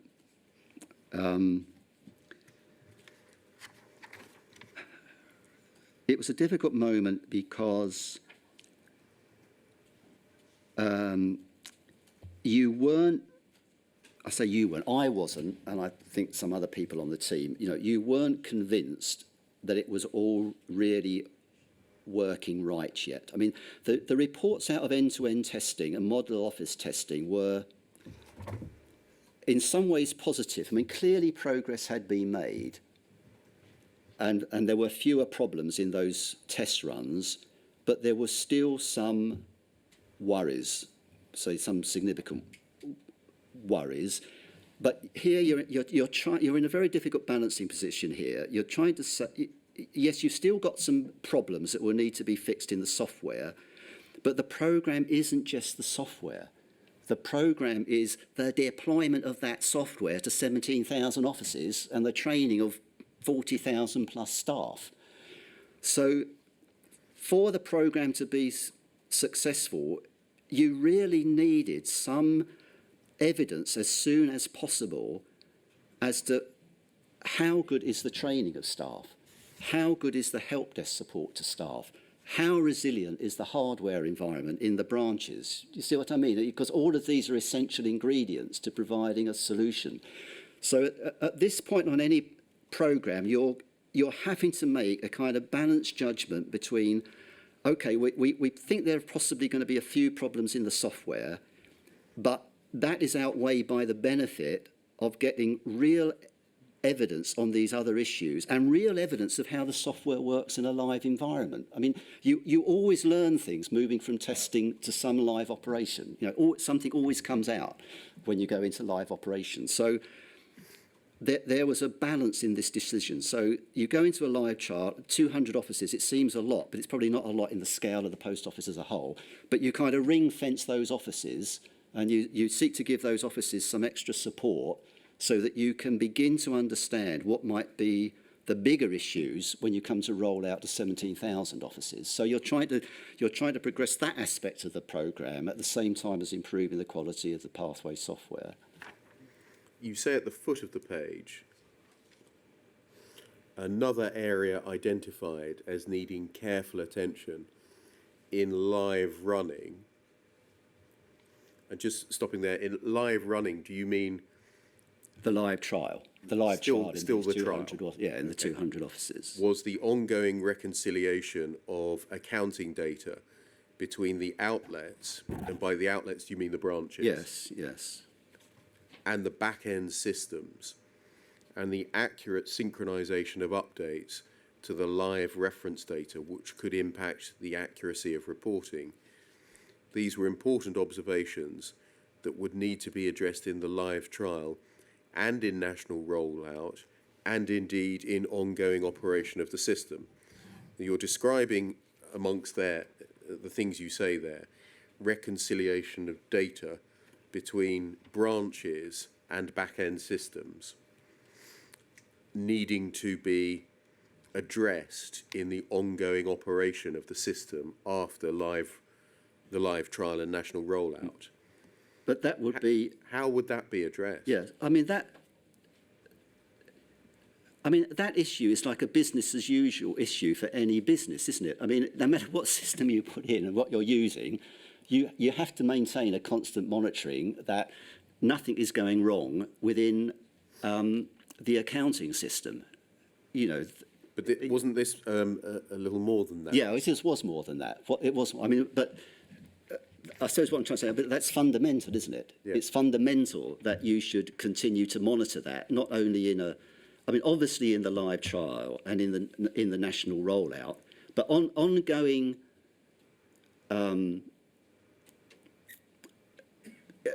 As part of the business as usual of the organisation, there would need to be. There always needs to be some attention, isn't it, that your financial reports are coming out accurately. Does that I understand. answer your point? But but obviously at this stage, I'm thinking of particularly, these are we're going to first experience these issues in the live trial, and the quality of what comes out of the live trial and the national rollout may influence, how you then see the system going into ongoing operation. Just moving forward to paragraph 12 of your witness statement. You tell us that by late March 1999, the programme had therefore come to the crucial decision point of whether to grant release authorisation for the start of the live trial. Can we look at a document, please? Poll 302-8405.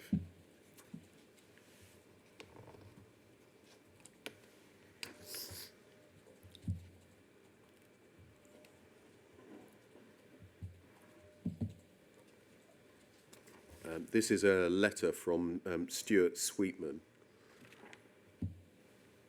Yes. to Yes. the Chief Executive of the Benefits Agency, Yes. Mr. Matheson. He says in the third paragraph, both the Post Office and ICL Pathway are satisfied that the results of the testing undertaken so far enable us to go with confidence into live trial. POCL based its view on an exhaustive process involving all significant stakeholders within the Post Office domain. I'm sorry, but I'm not prepared to accede to your request for another run of end-to-end and model office testing because this would be a repetitive and time-consuming reinforcement of what we already know. Now, I think you were copied into this letter if we go to the second page.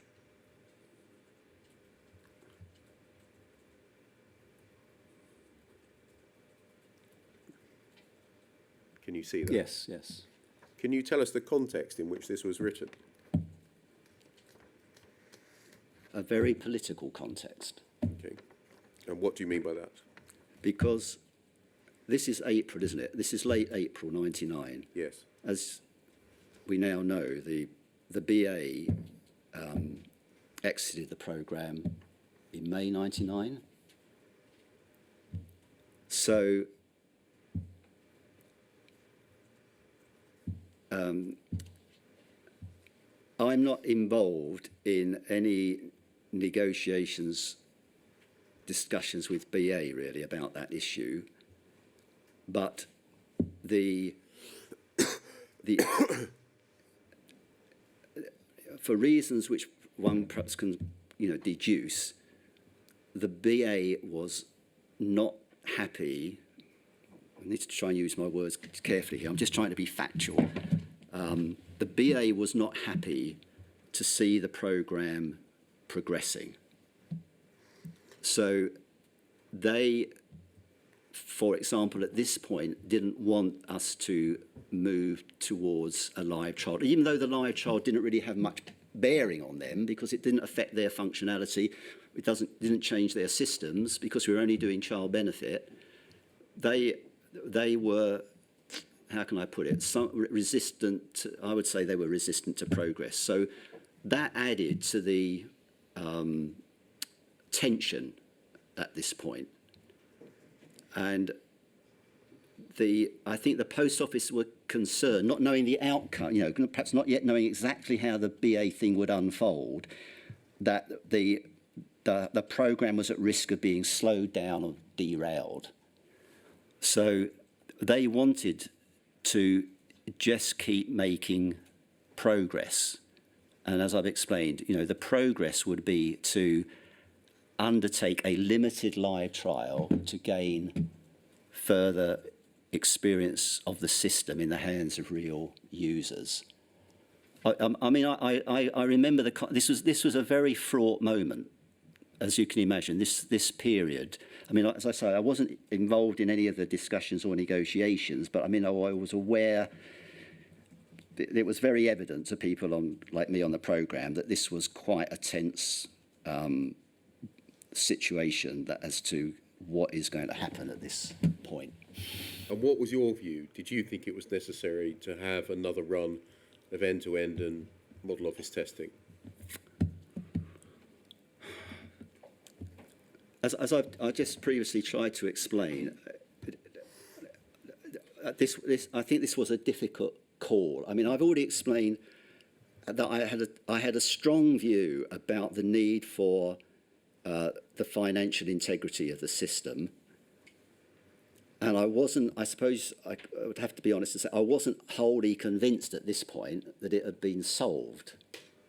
But that wasn't necessarily at this point a disaster. It was possible within the 200 offices with appropriate understanding and support to manage those issues. So, for example, during the live trial, if a branch, an outlet came up with a cash account discrepancy, you'd expect that within Chesterfield, they've got a list of the 200 officers in the live trial. They would have known to have paid some attention to those 200 officers during the live trial. And if problems occurred, they're live trial officers, okay? We need to, whatever you say, cut them some slack, or give them some extra support, or, not jump to conclusions or anything. So if you could manage that risk, you could learn a lot of essential information about that would help you when you subsequently came to roll out training and deployment. So you're trying to weigh that up. So I understand. So in any event, you were appointed the live trial manager for Horizon, which went ahead without the benefits agency. yes, but could I just say that role, which was originally I think identified back in February, didn't really work out in the way that you would expect, in that what I realised was that because of the contract, the live trial was not just some discrete exercise within the programme, perhaps as I'd experienced in other places. You run a live trial as a discrete exercise. You manage the activity and the reporting. At the end of it, you produce an evaluation. You then make a decision. Now, what happened with the contract, which I hadn't appreciated, I think, back in February, and I suspect other people hadn't quite appreciated it because we wouldn't have said things that we said at the time, was that the live trial very rapidly became embedded in the acceptance process. And the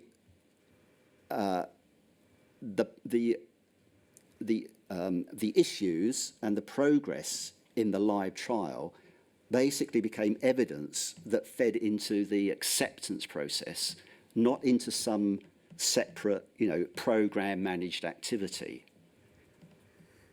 Is that clear what Yes, I'm saying? understand. What I'm saying there? And in terms of what it threw up, the live Yes. trial, you tell us that there were cash account accuracy problems. There were concerns over the adequacy of staff training to deal with the complex activity that they were being asked to undertake. There were problems with a high number of callbacks to the help desk, Yes. which weren't dealt with quickly or easily, and that these all featured amongst the list of high Category A incidents. Is that right? Yes. So this illustrates what I was trying to say, that the live trial threw up these problems, but they then got presented in terms of high incidents within the acceptance process. So they were kind of documented and managed as incidents within the acceptance process, and the significance of them being high, as I think has been explained by previous witnesses, is that the POCL had the right to refuse to sort of sign off the system if there were any high incidents remaining at the point of rollout. How did it happen that there were what was intended to be a live trial, as had been described in your presentation back in February '99, slid into, my words, part of an acceptance process? The answer to that is, I think, the contract, the PFI contract, because this is what the contract said would be the process towards the approval of the system. So, I mean, we're now touching on a major process issue here as to was that a good idea or not. So I don't know if you want to ask me a particular question. Well, I think I'll answer the question you've just asked yourself. Yeah. What was the major process issue? Okay, this is.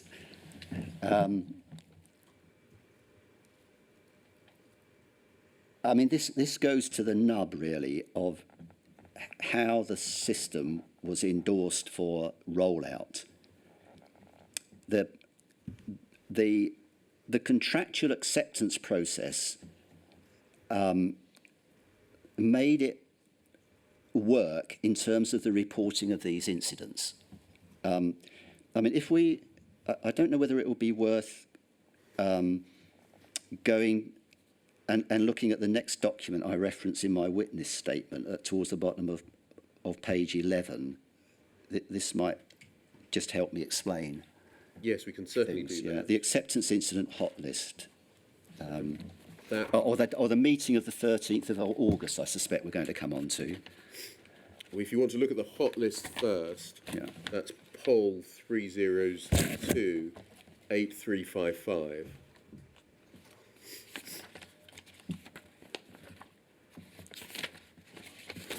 And then look at the second page of that document, please. Yes. Is that the document you're Yes. referring to? Yes. So And this is as matters stood. It's under cover of an email of the 13th of yes. August. Yes. So this is the key control document. I mean, there's a lot of other documentations, but I would say that this is the key control document for where we are in the acceptance process. So it's defined in terms of these incidents, these AIs, acceptance incidents, which you can see all have a number and a very short description. Yes. And then, because the rating is the crucial issue here, how are Pathway rating it and how are Post Office rating it? And on none of them do they agree. No. So you can see that this is, this creates an adversarial process, doesn't it? This clearly creates an adversarial process where there's a sustained, for some of these, there's a sustained argument as to what is necessary to agree these ratings, and most importantly, whether all of these can be reduced from high to medium.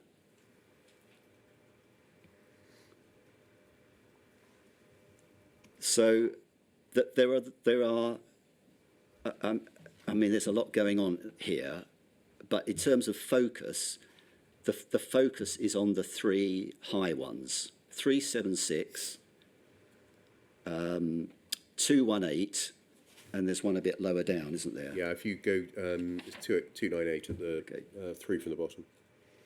Yes, counter system subject. Now, I mean, there's a lot of other stuff in here, but I mean, if I just say I'm not part of the acceptance approval team here, I'm seeing quite a lot of this stuff because decisions that are coming out of this process are affecting the plan, or could have potential impacts on the plan. So I'm being informed here. I'm attending some meetings. I'm aware of this process. You were a copy of this email. Yes. And I yes. think you were an attender at the meeting the day before on the 12th of Yes. August. Is that right? The meeting. There's a There's a minute of it. If yeah. you turn that up, yes. please. Yeah. Poll. Which I refer to in the 28332. Yeah, poll 302-8332. Yes. So Just wait for that to come up. yeah. And then turn over the next page, please. You can see Yes. the meeting at Gavrel House, and I think we can see that you are down as an attendee, Yes. and indeed Now- the minute taker. Well, yes. I mean, I kind of remember this meeting. I do have a bit of memory of this meeting, partly because it went on for nearly 6 hours, and because I had to have the minutes ready by 10 o'clock the following morning. I remember this was I kind of have a memory of one particularly long day at the post office. And I think, I mean, it's very, can I just say, it's a bit unusual, given that I actually put the word minutes after my name there. And I think my sort of recollection here was this was called at quite urgent notice to try to give a clear summary of where we were in the acceptance process in order that that could be shared with the external consultants from PA who were involved in reviewing and advising on the overall situation. And I seem to think that either Bruce McNiven or possibly Chris French said to me, Andrew, we've got this urgent meeting tomorrow. We need it properly documented. Would you come into it and take the minutes? So yeah, I have some recollection of this. What was the outcome of the meeting? Okay, so if you read through the minutes, you can see that in this long meeting, I'm trying to capture the key points being made by the Post Office and the Pathway representatives, particularly on the 3 high incidents. I mean, they're all references, but the long discussions are over the 3 high incidents. If we just go over the page and scroll down, please, you'll see under 3, review of high priority incidents. And you deal with 376 first. There's a long sort of 3-page section on that. Yeah. You then deal with 218, and there's a page on that, and then you deal with 369, and there's a page and a half on that. Yes, yes. But what was the outcome? Right. I mean, the Post Office team are really trying to hold the line here. Hold what line? Hold the line that these are high incidents, that they are not going to downgrade unless there is demonstrable improvements from Pathway. I mean, they're doing the right thing here. They are really resisting giving approval until they have seen better evidence that these problems are being dealt with, because they have the right to ask for a rectification plan. Yes. You know, clear visibility of the rectification plan as to how this is going to be fixed and by when. So, you know, this lays out the position, makes the views of both parties clear, but at the end of this meeting, those incidents were all still high.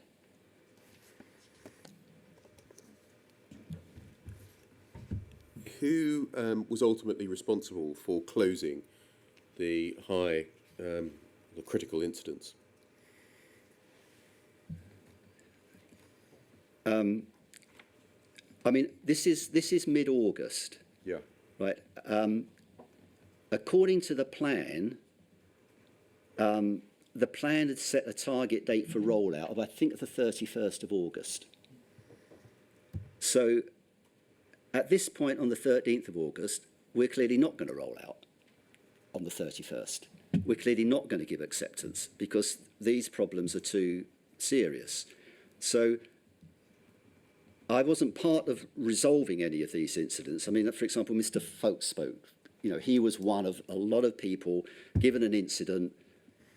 You know, a team of people were put on each of these incidents to try to bring them to some resolution or to agree a rectification plan that would bring them to a state that would be acceptable for rollout. And there's quite a story, I know, behind each of these. You know, there's quite a bit of document. I mean, I haven't seen it all, but you know, there's quite a bit of documentation as to how each of those high priority incidents were addressed. There would have been a rectification plan and other stuff. So, you know, that's what is flowing out of this meeting and this assessment.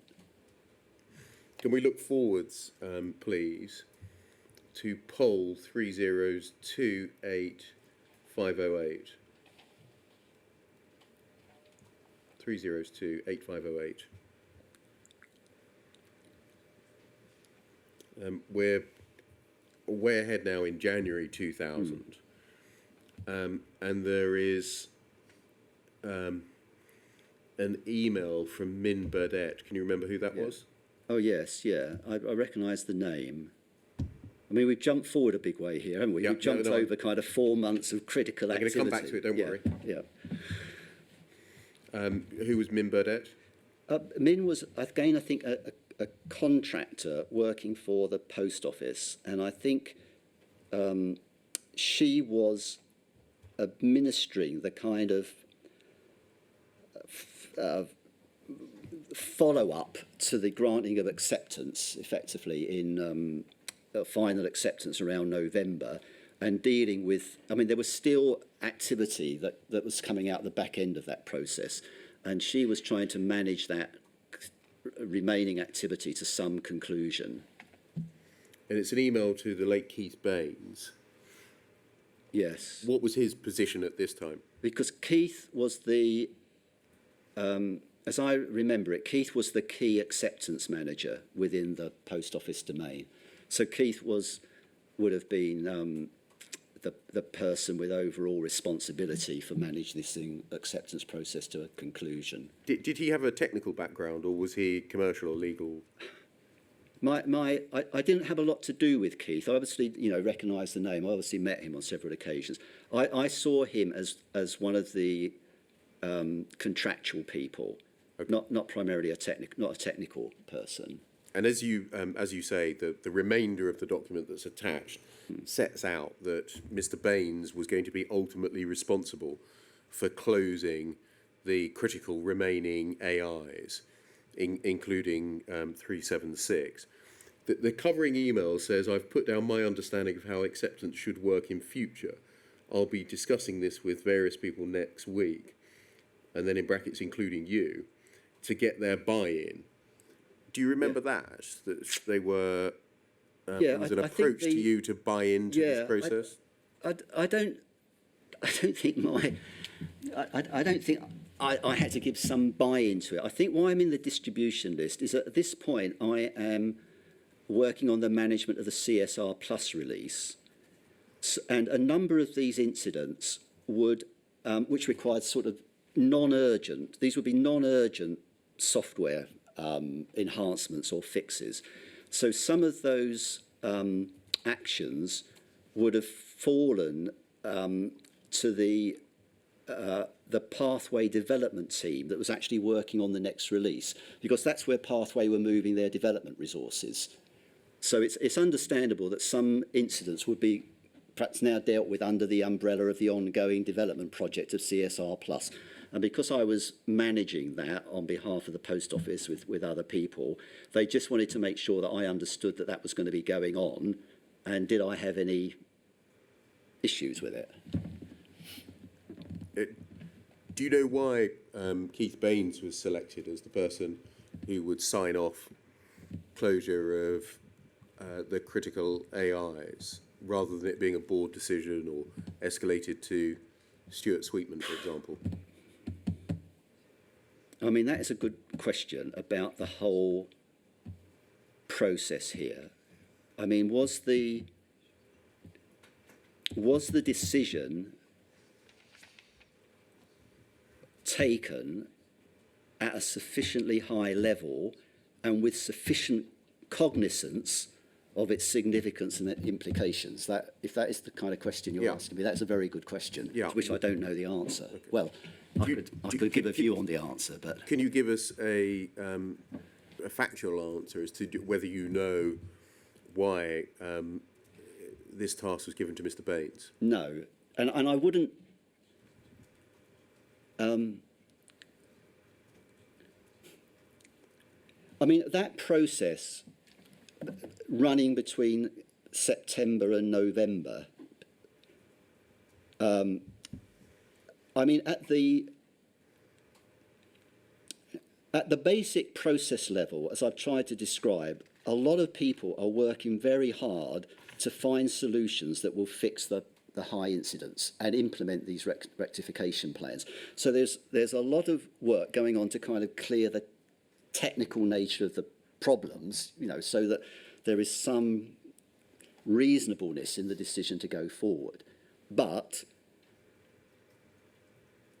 I was aware, although I wasn't involved in it, but I was aware, like everybody else on the programme, that there's huge pressure on this issue.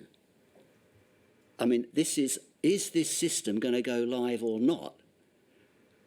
Is the government's involvement in an investment and, to some extent, reputation around this project, going to come out okay? We know the BA has pulled out, but it's okay. Horizon will go ahead, and help save the post office. So, I mean, I'm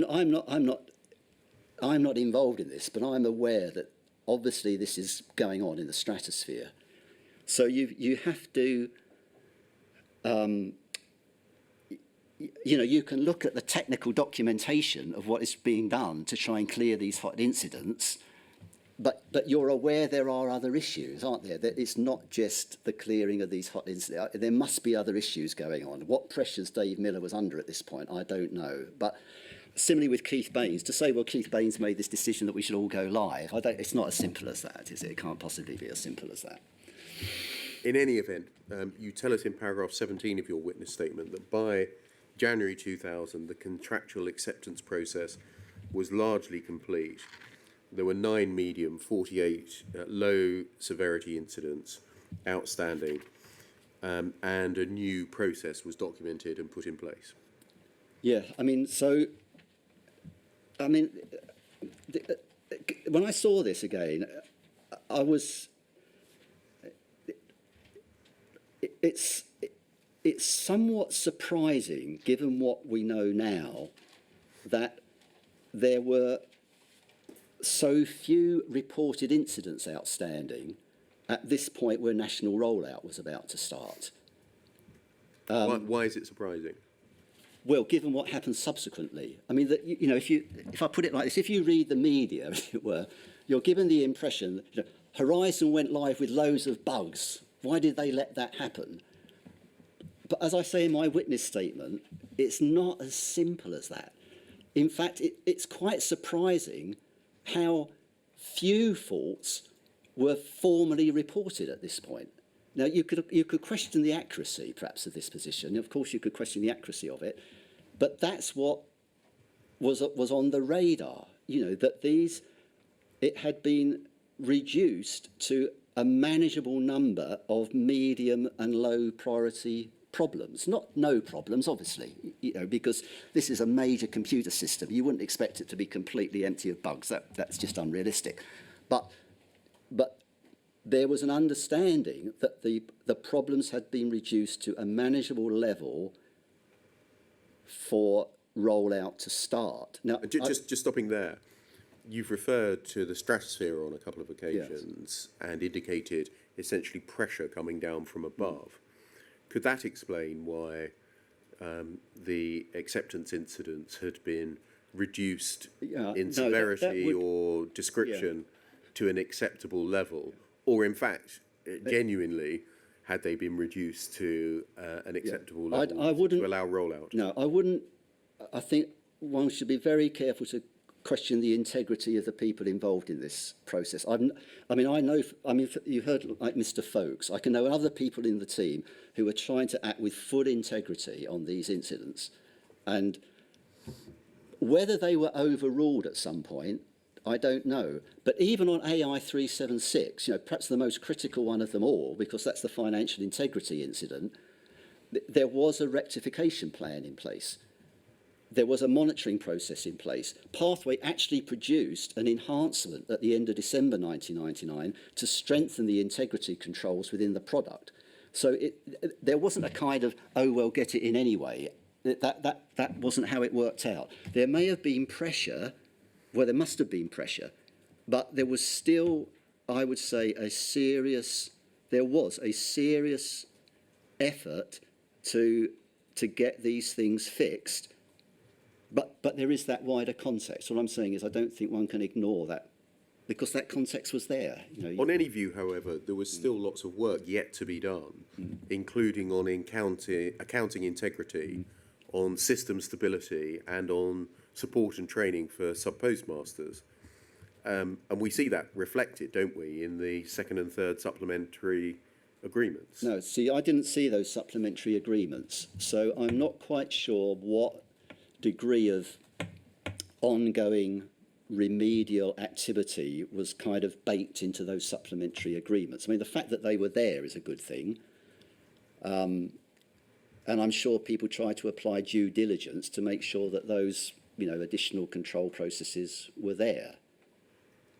I mean, on one view, Mr. Simpkins, those second and third supplementary agreements are evidence that a contract was written that said these are the baseline things that need to be satisfied before we go live. You weren't ready to go live, and therefore a series of agreements were written that changed the baselines to modify them just to allow the system to go live.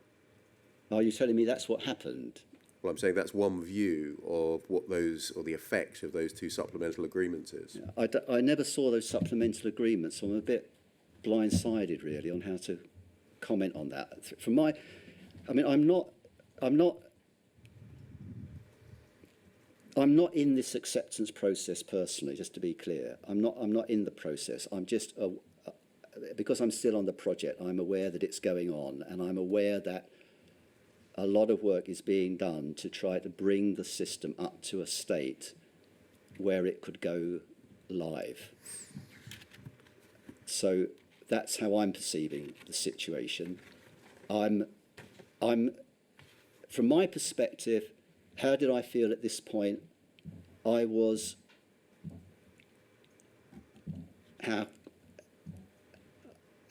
if I was trying to reflect on how I felt, anxious would probably describe my view. And as I tried to explain in my witness statement, my attitude here, I think, would be fair to describe as anxious, not because I think there are all these bugs in the system that haven't been fixed, or there's been an irresponsible process to close them. It's that I just have concerns about the vulnerability of this system when it goes into national rollout to 17,000 offices. Because you're now, I mean, you know, there's a lot I could say here, but and there are multiple issues I'm well aware of it at this position, but I'm concerned. If you said my own view was, I'm concerned for some reasons I tried to explain in my witness statement about the vulnerability, what I call the vulnerability of the system. You say in paragraph 29 of your witness statement, if we just go forward to it, it's page 17.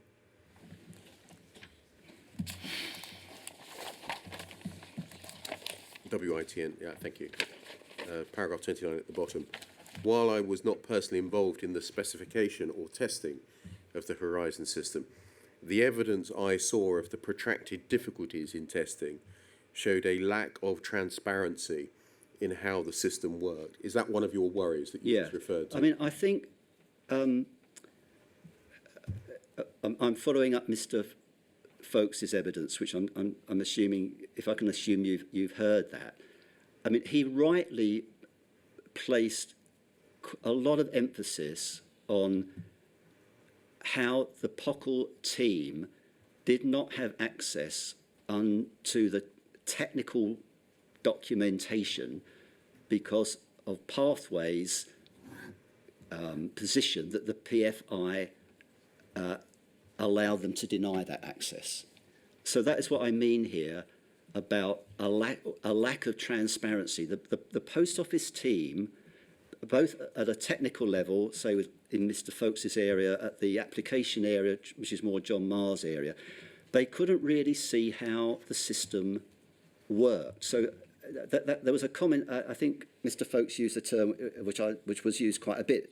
You know, the solution was a black box from the point of view of the Post Office people trying to understand it. You know, you knew what was going in the front end through the counter terminals, and you knew what was coming out the back end in terms of files going into the tip system in Chesterfield.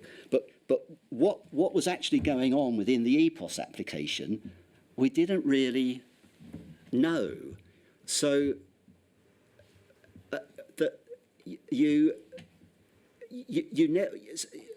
so this is to me, this was a somewhat unusual situation, but you couldn't see how the system worked. So people on the POCL team who were responsible for assurance couldn't really do their job in the way that you would expect.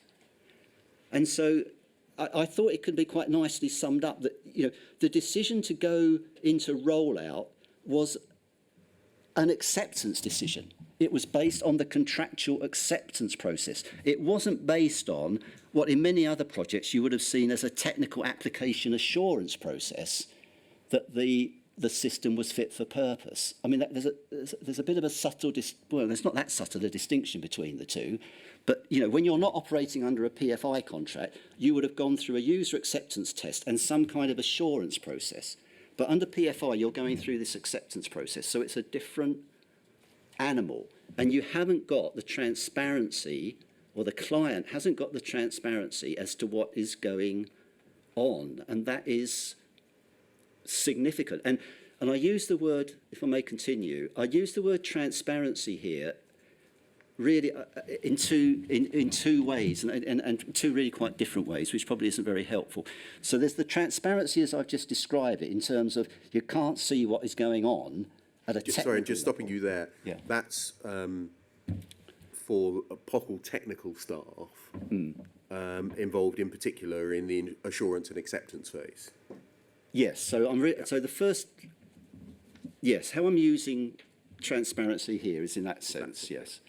But there's also a second There's way in which which there was a lack which of comes out, transparency. yeah, in the next sentence, where this explains why the branch staff had difficulties with cash accounts and stock unit balancing as reported during the live trial. So there's another issue, which is how the system works. Although the branch staff can use it, they're not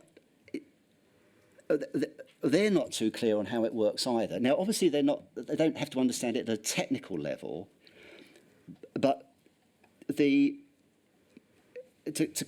cut to the chase here, one of the things that I only discovered reading some of the postmaster testimonies and has come out in some other literature, is that when the postmaster had a problem with his cash account, you know, he had a deficiency, he had an unexplained deficiency, there was nothing that he could do to understand how that had happened. So he couldn't interrogate He the couldn't system. interrogate the system. And when I read this a few weeks ago, I was a bit astonished, to be honest. I mean, you know, as I understood it, you know, postmasters are in a sense running their own business. Now, I know there's huge issues about, you know, the post office contract with postmasters, but in some senses, these people are running their own business and have invested a large amount of their own money in this business. And all the time the system is working fine, well, you know, okay, the system is working fine, there aren't any problems. But when a problem arises, you would think that you've got some ability to try and work out, well, where is it going wrong? Now, not to the extent, obviously, that you expect a postmaster to say it's program X, Y, Z in pathway, obviously, that, you know, not that. But I can remember evidence from some of the postmasters who are saying, well, you know, I want some evidence of, I suppose you might say, an audit trail. You know, where is the audit trail that explains my deficiency? Well, as we know, they couldn't produce an audit trail, and the post office refused to give them that information. So just breaking it down, was the system designed, to your knowledge, in a way that was deliberately opaque for the sub-postmaster? I couldn't say that it was designed. I wasn't responsible at that stage. I mean, I think what the point I would make, though, is, this is a point I actually wrote in my own notes. When you talk about Horizon, as we know, it's very easy to talk about, you know, bugs, errors, faults, defects. You know, the problem with a system had bugs, errors, faults, defects. What's often missed in systems is omissions. Not things that were going wrong, but things that just weren't there, that you realise in retrospect it would have been a good idea if that was there. So if the postmasters had some facility that would have, I mean, at least given them a clue as to what was going wrong. Or a dispute function? Or, yes, you could have had, the other way of looking at it is you would have had a disputes procedure. But, you know, for example, on the accounting systems that I worked on at Cooper's, I would have definitely expected that, I know this is a different environment, but the principle, I think, is the same. I would have expected in the system that I had delivered to the client that when something went wrong, the accounting system would have told them where it had gone wrong. You know, what type of transaction seems to have been responsible for this, or what product category, or what end of day process, you know, something that gives you a clue as to where it is going wrong, or something that gives you evidence that something has gone wrong. You know, I've got a controlled account here, and I've got an audit file of transactions, and this audit file of transactions does not equal what is in the control account. There's a problem. You know, there's clearly something wrong with the system. These two things don't reconcile. So, you know, you need something like that. And I'll just make one other point and just stop here. You not only need that for the confidence and credibility of the postmaster's position. If you don't have that information, it's difficult for other people to also understand what the hell has gone wrong in that branch. Because just being told there's a cash account deficiency in the branch, that isn't going to get you very far in trying to solve where in the system did that happen. On that note, so would that be an appropriate moment? Yeah. So can we say 2:05, please? Yeah. And you're not supposed to talk to anyone about your evidence. I'm sure you don't want to. So we'll see you at 2:05. Okay.